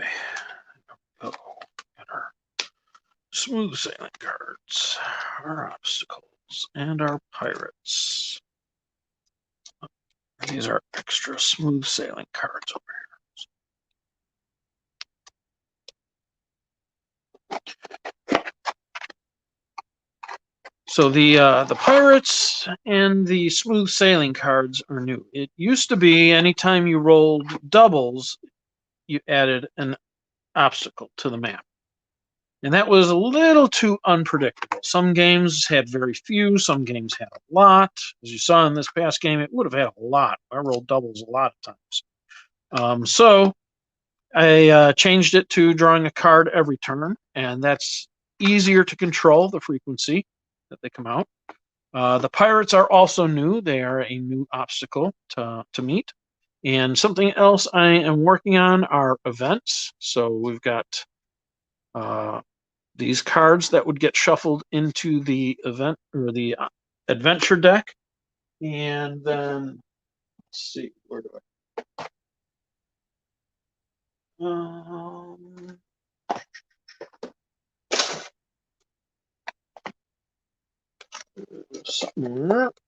There they are. These are the event cards. So when you draw an event, when one of these cards comes up, then you would draw an event card. And they are different types. So we've got some that are persistent, some that activate on just that turn, and some that are immediate abilities that are things that happen. So let's see. Persistent, immediate. So just some examples, some of the immediate things that happen. Trade winds. So you'd pass your map as indicated by the explore value, so, or by the event value. Yeah, I've got some typos in here. So if it's a event 1, 2, 3, or 4, you pass your map to the left or right. And then choose one of the rows or columns indicated by the event value and draw an arrow in the map margin to indicate this. And then you return the maps. So if event 3 was what came out, you'd pass your map to the left, and then person on your left would draw an arrow either pointing north or south in column one of the columns on your map of G through M. So somewhere along here, they would choose one of the columns and point an arrow up or down. Then for the remainder of the game, movement in the direction of the arrow in the indicated row or column only costs 1 movement point in the indicated direction, and it's an additional movement point to move against the arrow. So for that row or column. So essentially there is a trade wind blowing north or south or east or west, someplace that'll push you even if the winds on the dice don't. We've also got a volcanic eruption. Pass your map as indicated by the explore value, even or odd as left or right. And your opponents may mark one island as destroyed. So the whole island may not be visited for the remainder of the game. If your ship is within 5 spaces of that island, you gain 2 story because you got to see the volcanic eruption. So makes them choose where they want to go. Another immediate one is Angered the Sea Gods. So you would draw 2 more adventure cards, resolve them both. Maybe they're both smooth sailing, or maybe they're 2 sea monsters, or who knows. Another one is a Tidal Wave. So a Tidal Wave pushes all ships 3 spaces, but not through land or rocks, in the direction indicated by the event value. So either north, south, east, or west. So a ship race. So everybody picks up one of the D12s and rolls it. And whoever has the highest roll plus their ship speed wins 1 story and 3 gold. And then everyone, based on their roll, earns some other kind of a bonus. So everybody's going to earn something from this ship race. And the winner is going to earn more. But depending on how your race turned out, you may have a good story to tell. So if you rolled a 1, you had a horrible race, but you know what? It came up with a good story. So, everybody gets something, and the winner gets a little extra. There's also strong currents, immediate. So anytime if this comes up, you add an additional arrow space to the beginning or end of every current on your map. So now currents will push 3 spaces, and you get to choose extra space. That could be useful. Another Angered the Sea Gods. Draw 2 more adventure cards, and we're back to the trade winds. So those are the immediate things. Then we have some persistent events that come up. So the persistent events, only one will stay out. So if a new one comes out, it replaces the other one. But this applies for the remainder of the game. So we have a merchant port, which is the next port visited is a merchant port. When you visit a merchant port, mark an M in the reputation box for that port. At the end of the game, your reputation for that port is equal to the amount of gold you collected in the game. So, for example, in the game that I just played, maybe port 2 was my merchant port. It scored me 21 points, but in this, it would have scored me 16 points because I got 16 gold at the end of the game. And you can only visit one merchant port per game, so it's just the next port that you visit. We also have island inhabitants, so this would replace the explore values on the dice mat, which would give you a different type of benefits if you explore. So you can encounter hostile inhabitants, which would cost you 2 provisions, but you get 4 story. Friendly, they give you 4 provisions and 2 story. Worshipful, they give you 2 provisions, 2 gold, and 2 story. They could be traders, lets you resupply, but it costs 2 gold, but you do gain a story. Maybe it's an abandoned village, and then you just gain 1 story, finding some ruins. Or it's a lost civilization. It costs you 2 provisions to find it, but you gain 4 gold and a story. Another persistent one is festival season. The next player to visit a port will gain 3 story points after telling their story. However, purchases to resupply and ship upgrade cost an additional gold. So that is persistent until somebody visits a port, and then they get this this benefit, and then this event is removed once it's completed by somebody. Then we also have a treasure hunt. So based on the explore value, 1, 2, 3, or 4, there's a treasure worth 6 gold hidden at the indicated location. And so the locations are the corners of the maps. So I went through a whole bunch of maps that have been played in play tests and stuff, and the corners were very rarely hit. Because even if you got into a situation where you had to go around this way, most people cut the corner here and didn't make it to these actual corner spots. So this gives people an incentive to get there. So if you're the first player to reach the corner as indicated, you'll get 6 gold. And if it's a tie, if multiple players reach there on the same turn, you divide it, rounding up. So if 2 people make it, they each get 3. So, and again, this event is removed once complete. And then we have another one that replaces the explore value. So this is wild landscapes. So you maybe found some interesting landscapes. So a desert costs a provision, but gets you 4 gold. Waterfalls get you 2 provisions and 2 story. A jungle gets you a free resupply, but nothing else. A temple gets you a gold and 3 story. The plains get you 1 of everything pretty much. A provision, a gold, a story, and you can explore that spot again. So you might find something different next time you explore that. And then there's a volcano that will get you 2 story. And then we have the pirate port.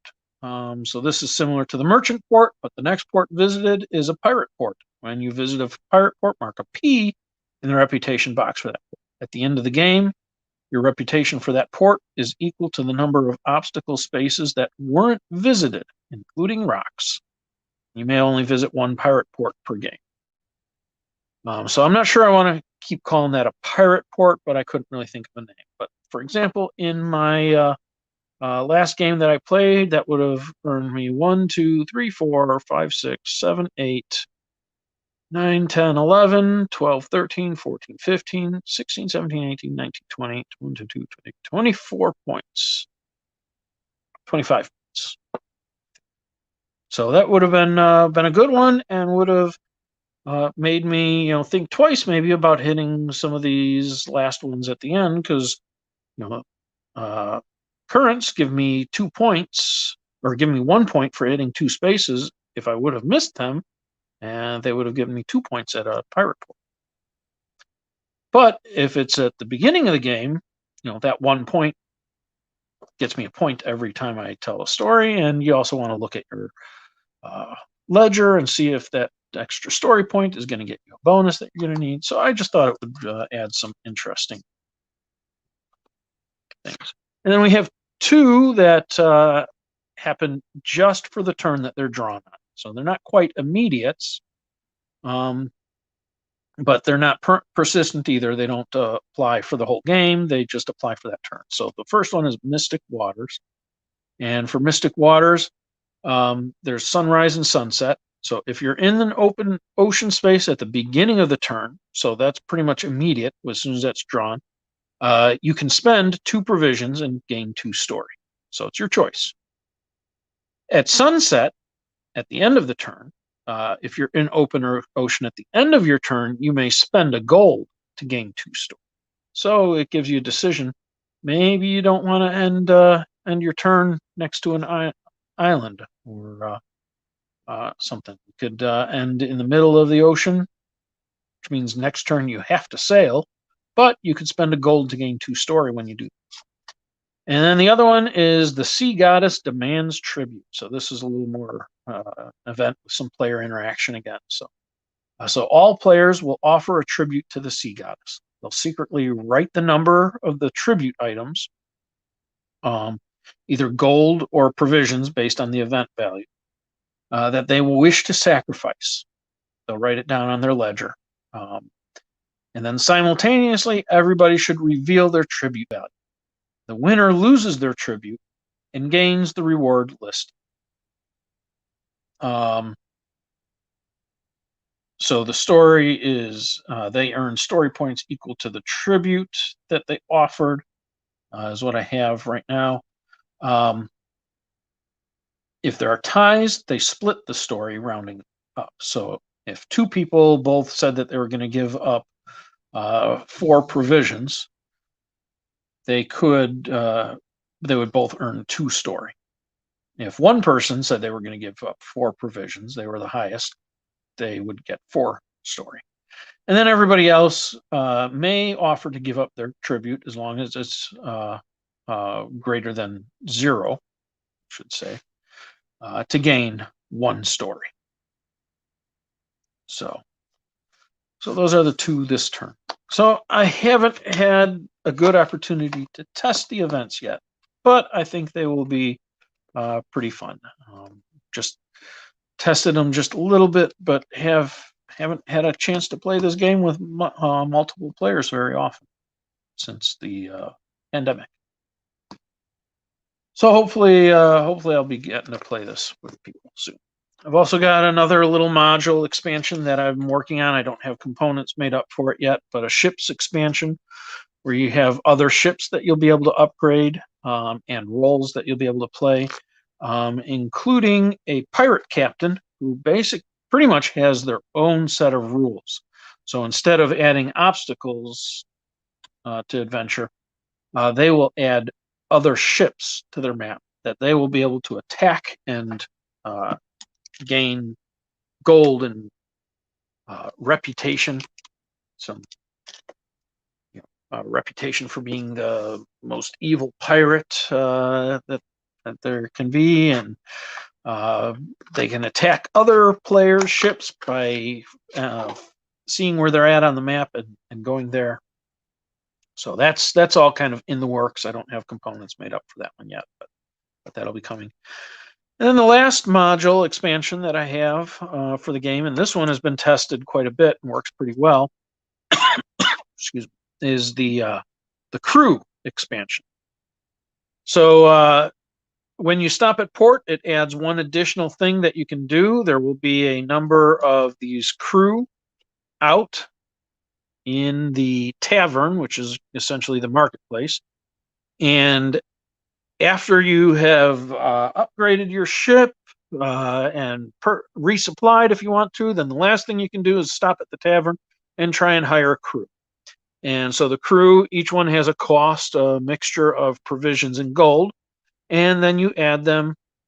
You can hire one per turn, and you add them, and they give you a benefit. For example, the Fusilier lets you spend an additional provision when entering a sea monster space to earn 3 story points instead of 2. The Merchant lets you exchange gold and provisions anytime you're next to a port. So 1 gold equals 2 provisions, or vice versa. So you could do that to sell some provisions to get some gold to then resupply, or vice versa, sell some gold to get some provisions if you need to sail and don't have it, even if it's a port that you visited.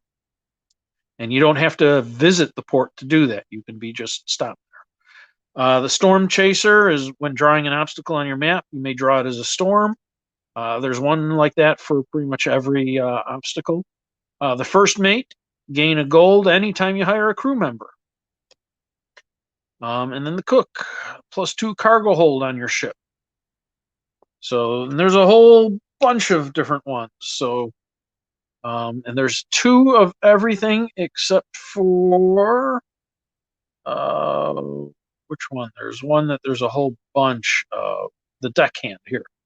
Deckhand gives you an extra movement, and I believe there's a number of deckhands. Yeah, there's another deckhand and another deckhand. So yeah, there's I think 5 deckhands and 2 of every other role in here. And then at the end of the round, the tavern is refilled up to 5. And if there are ever 3 or more people in the tavern that have this little fist symbol on the card, there's a tavern brawl and the whole tavern gets cleared out and replaced. Every crew member is also worth 1 point at the end of the game. So this has been tested quite a bit, and it works pretty well.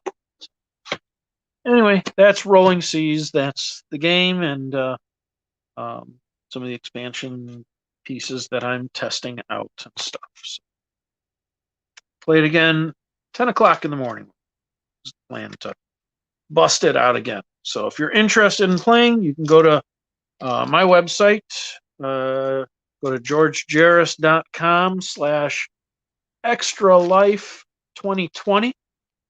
And there's you can download map and ledger files. Play. Okay.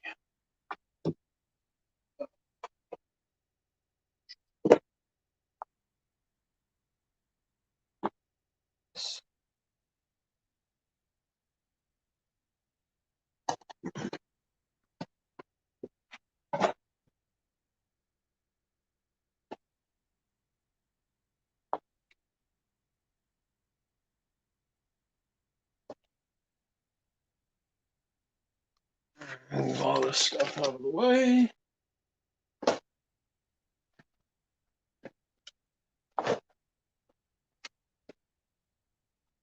Oh, it's late. I am getting tired. Talking to myself.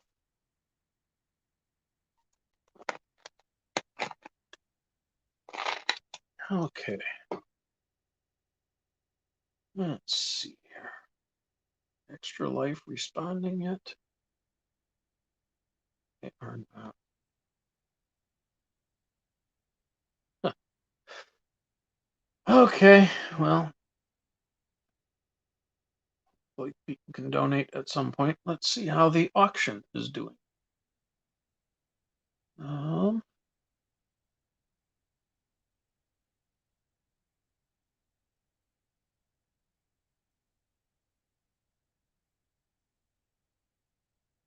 Okay, go to the admin for the auction and see what it shows.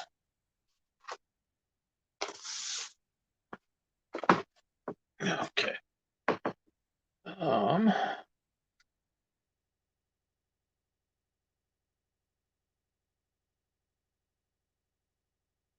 Okay.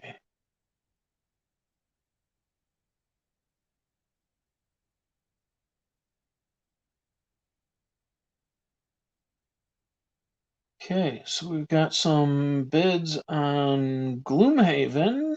Got some bids on the Game Toppers mat. Role Player. Cows in My Pants. Cartographers. 100 Tori. Captain is Dead.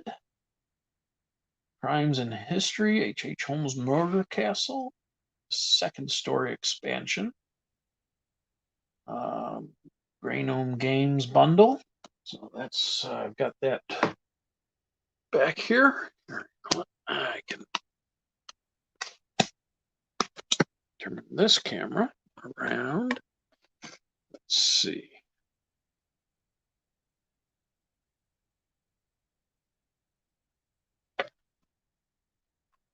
Take a look at so the games there. Those are the ones Grey Gnome Games. Got them individually and in bundles. Okay.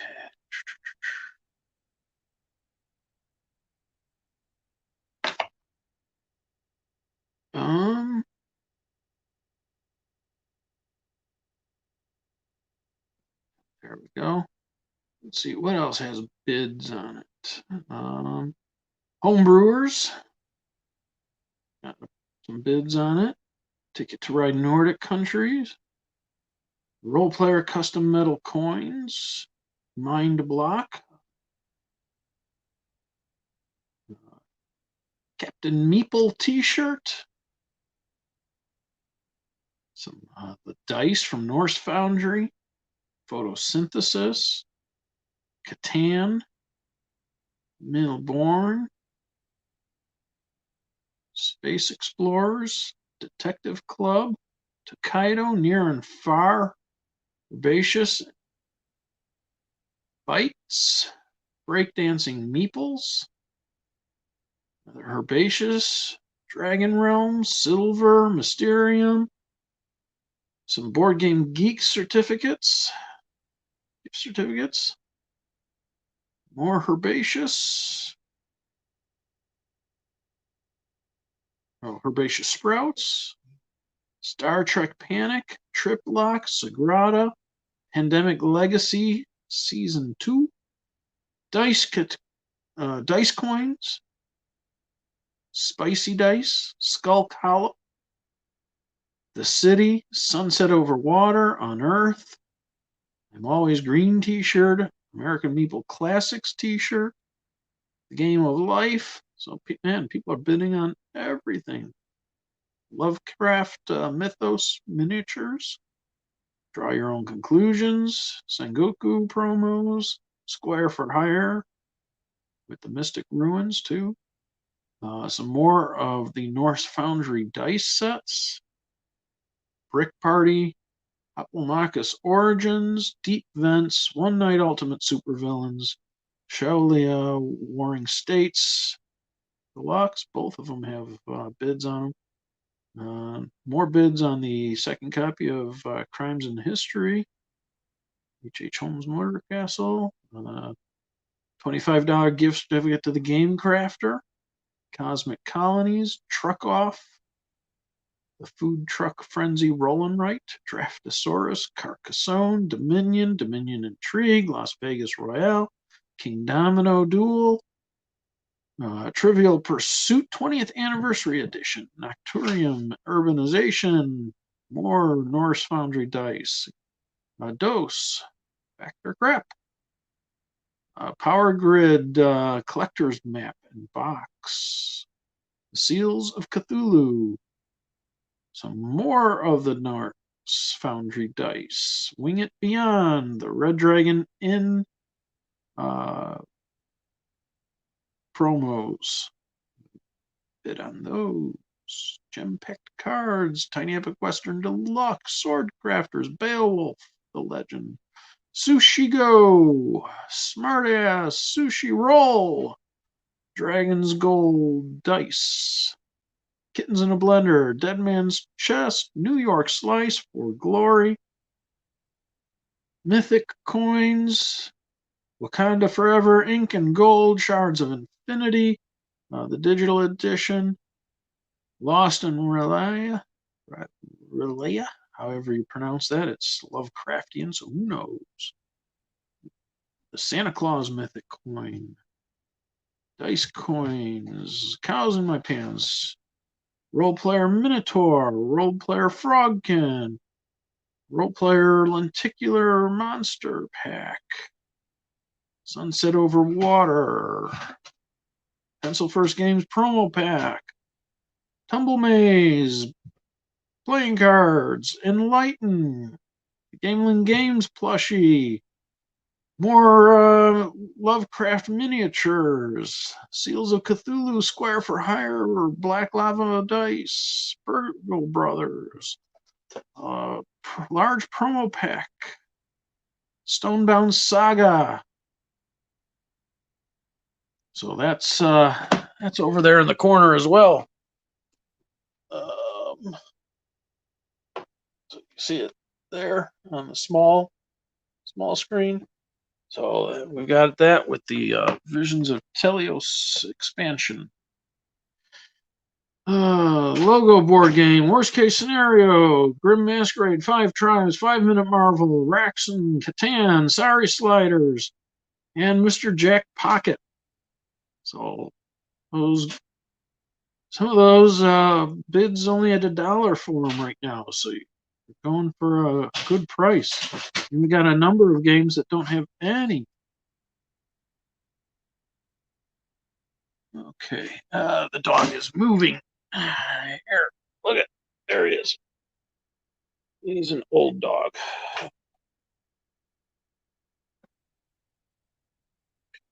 Okay. Oh.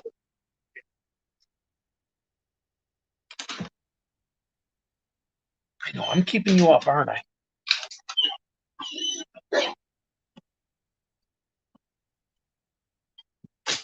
I'll help you get over here. Okay. Come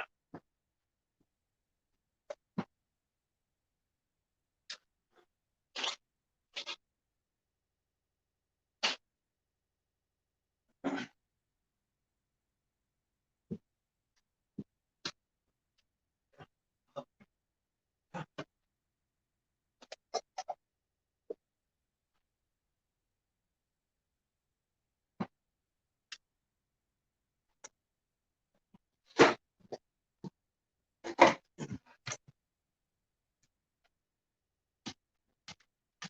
You down in there?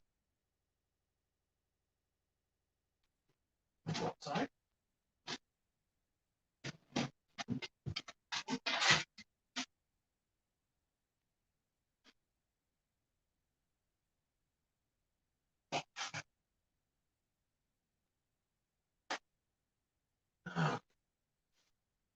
Let's see here.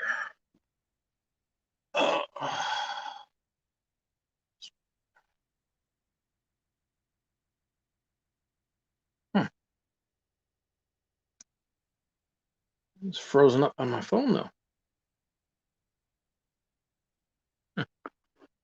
Well, it looks like you can see it anyway.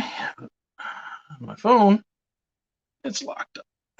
Okay, dog had to go out. He's an old dog, so when he has to go out, he has to go out. Anyway, the Extra Life auction looks like it's doing good. Okay.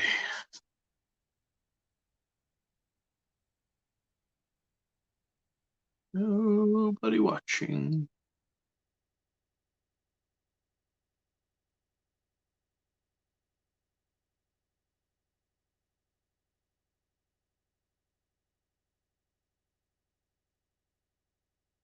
Okay, let's see. In the early hours of Saturday morning, some Extra Life participants were experiencing issues accessing their fundraising pages.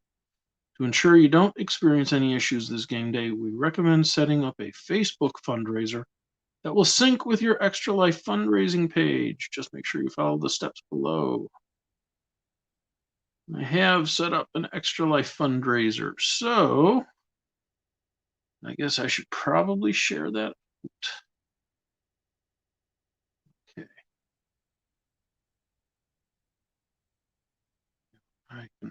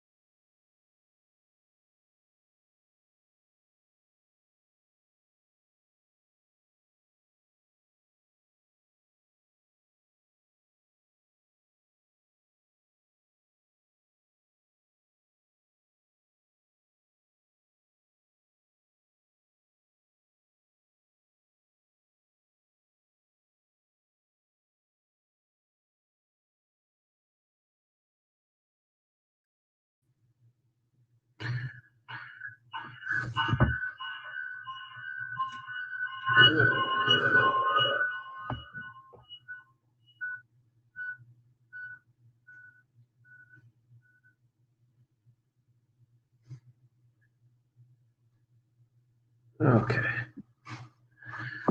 Sorry about that. Echo there. Let's see. Okay. I need to send an email out to the people at Victory Conditions.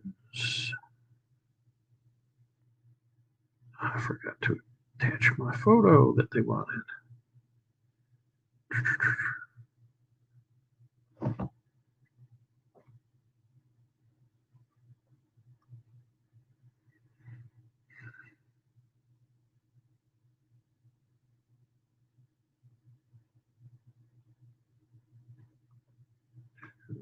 Attach photo.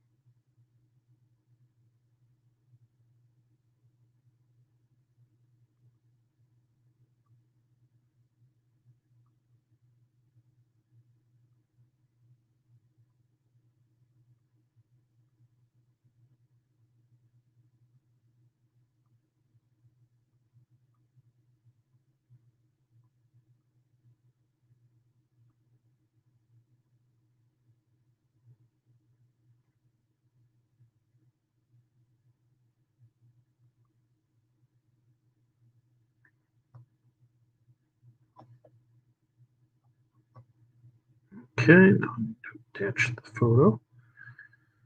Okay, gallery. Camera. That one.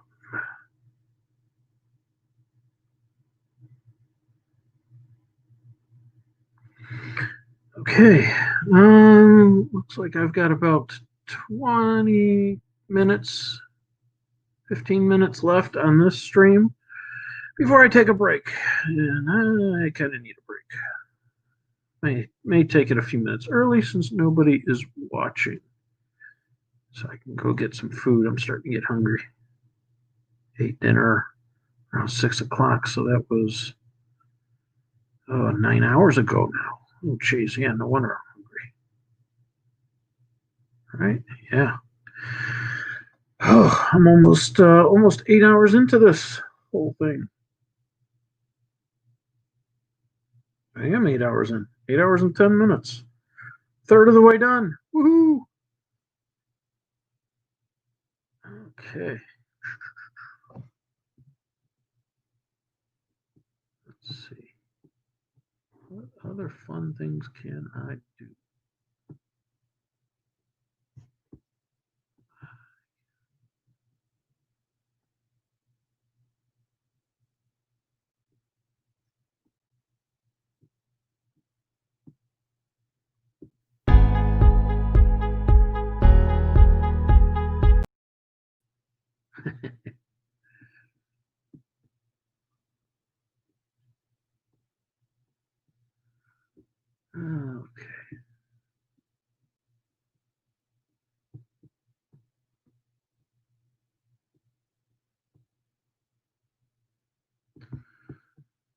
Okay, let's just check on Facebook and see if anybody had commented on there, because sometimes it looks like the comments don't show up from Facebook. Emily commented.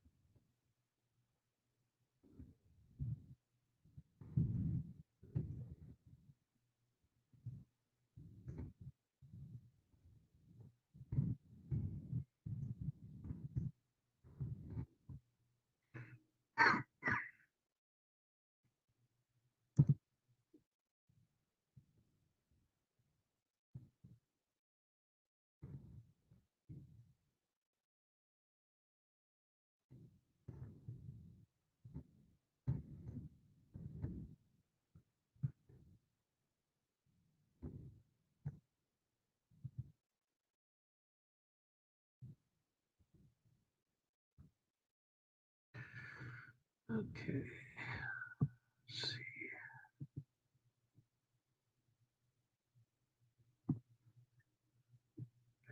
People reacting to the video.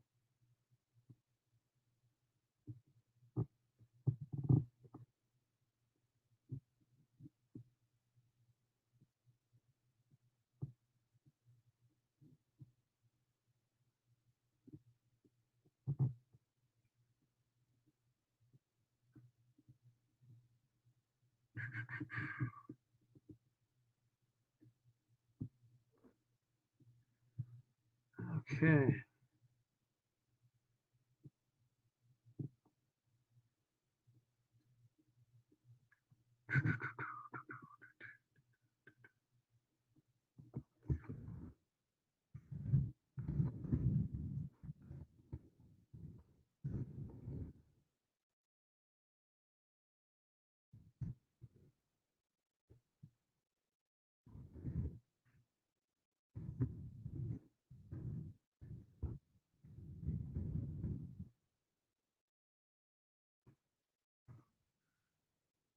Mhm.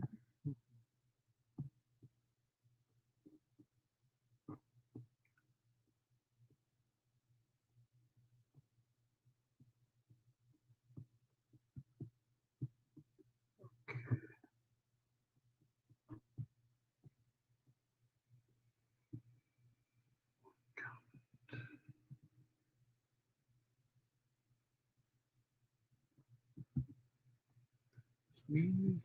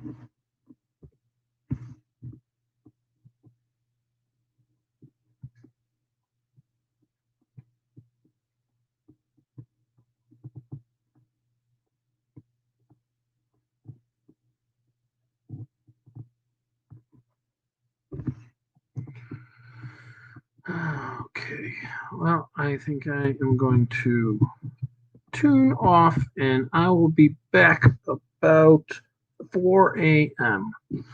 So thank you for watching if you are watching the rerun of this. So let's see, where is it? Turn it off. Here it is. Okay, I will be back in about 40 minutes at 4 a.m. I will be starting the next one. So thanks for tuning in. And again, I got the audio working now, so shouldn't be a problem. Thanks. Bye-bye.